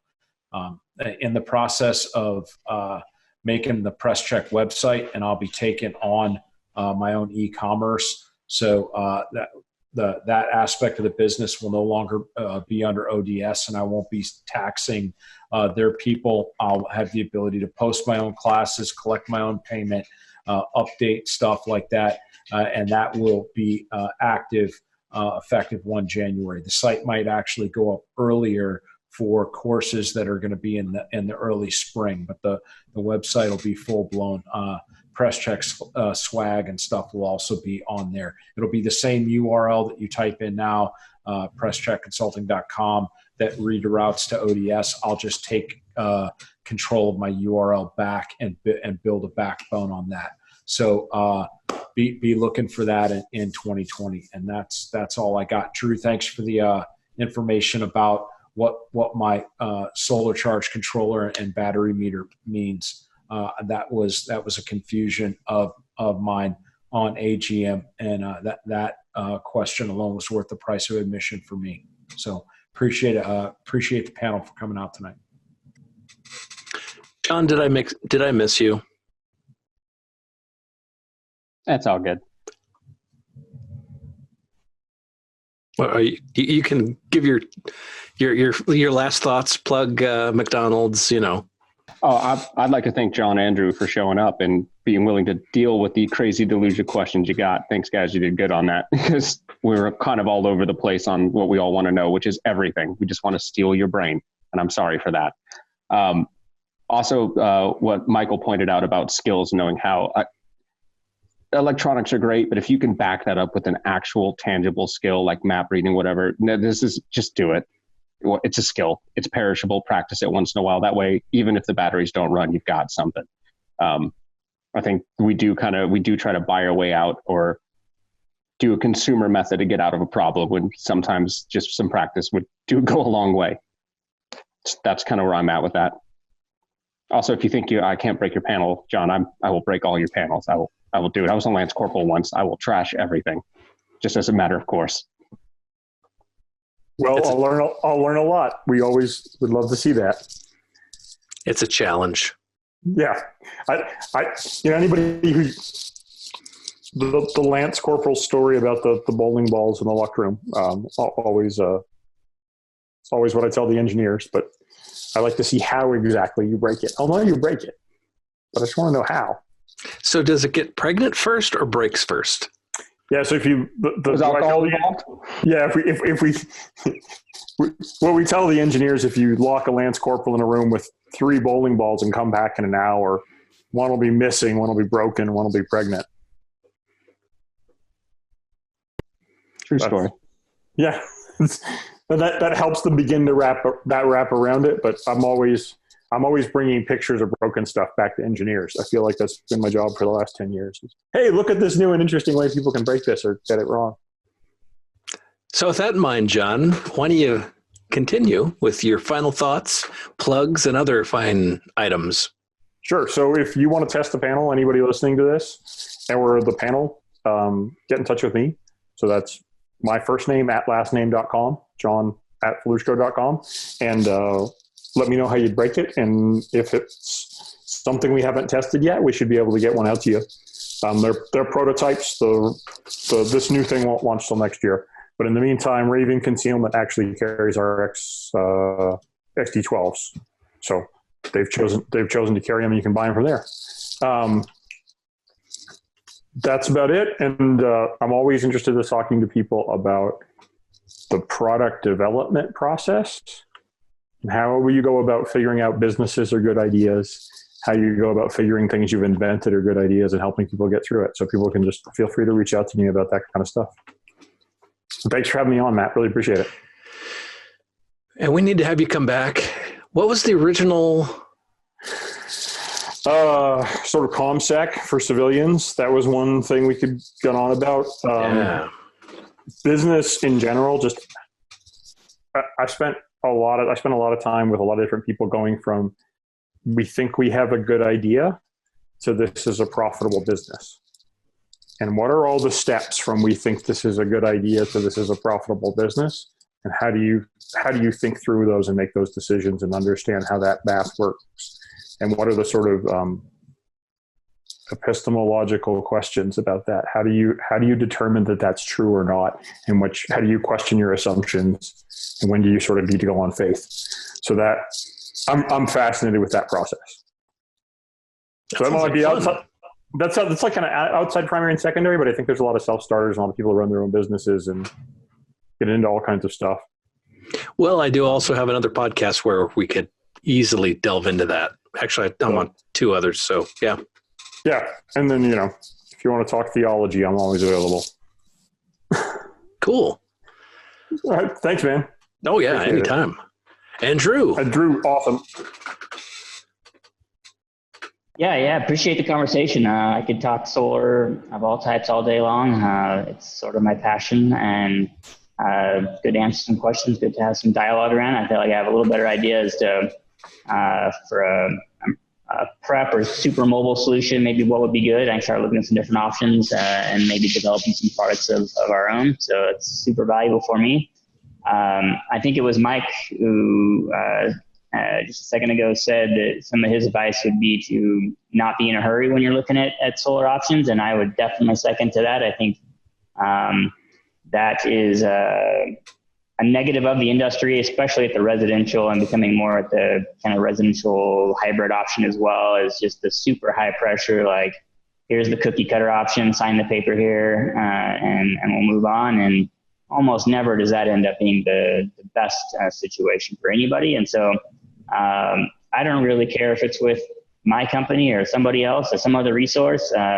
Ask some questions, take a minute to figure out if it's the right solution, or, if there's a possibly better solution. Not all solar solutions are equal. So, but I'd love to just be a resource for you. I'm all about education, and I certainly will continue that conversation with anybody who wants to have it. So that's my advice, and I appreciate, again, the conversation. It was great to be on. Where can people find you? Pretty easy to find on pretty much any platform. So Greenbox Solar is the company, greenbox-solar.com, or on any social network, just at Greenbox Solar, I guess. You guys do RV installs? We do. Yep. RVs, cabins. We've done bus conversions, tiny homes, whatever. Hey, Chuck, why don't you come over one of these weekends and do maybe a no-fail pistol? Well, I'm looking at AM Solar down in Eugene because I got family down there, and it's only about a 3-hour drive. But if you have us in northern Utah. Yeah, I know. And if the price is right, then I am willing to travel to make sure that it's done right. So. Fair enough. We can help you out. Come back to the land of your people.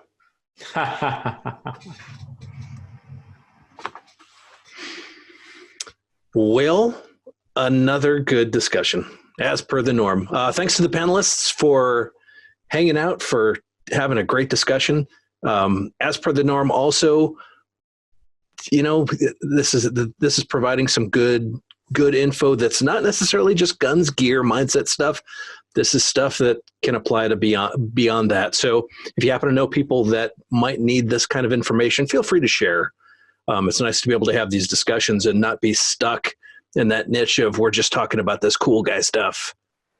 And it's not saying solar isn't cool guy stuff, because it actually is. It's kind of complicated, and it's not just stuff you can buy and it works. And you need a little studying. Don't rush into it, as someone very smart said. If you like what you heard, make sure you subscribe, like, share, all that good stuff. We definitely appreciate the comments. Make sure you are supporting the sources that you have found to be beneficial. If you like the stuff that Chuck shares, make sure you're subscribed. A couple of us, Chuck and I, Varg, Ash, Bill Blowers, we're all on Patreon. We all appreciate the support. You can find Primary and Secondary at patreon.com/primary and secondary. We have all kinds of benefits. It starts from $1 a month all the way to the sky's the limit. Big thanks to our sponsors, Filster Holsters. If you're looking for everyday carry, concealable medical solutions, Filster has some great stuff. Facts on Firearms, if you're looking for a threaded barrel for your pistol, new AR-15 barrel, or maybe even a shorter barrel for your AR, check out Facts on. Walther Firearms, again, that PPQ, it is a great pistol.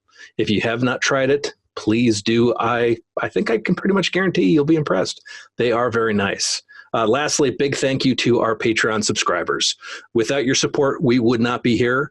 As a matter of fact, without the Patreon support, there would probably be a lot less primary and secondary going on, and a lot less resources. And because of your support, we're able to provide a lot more.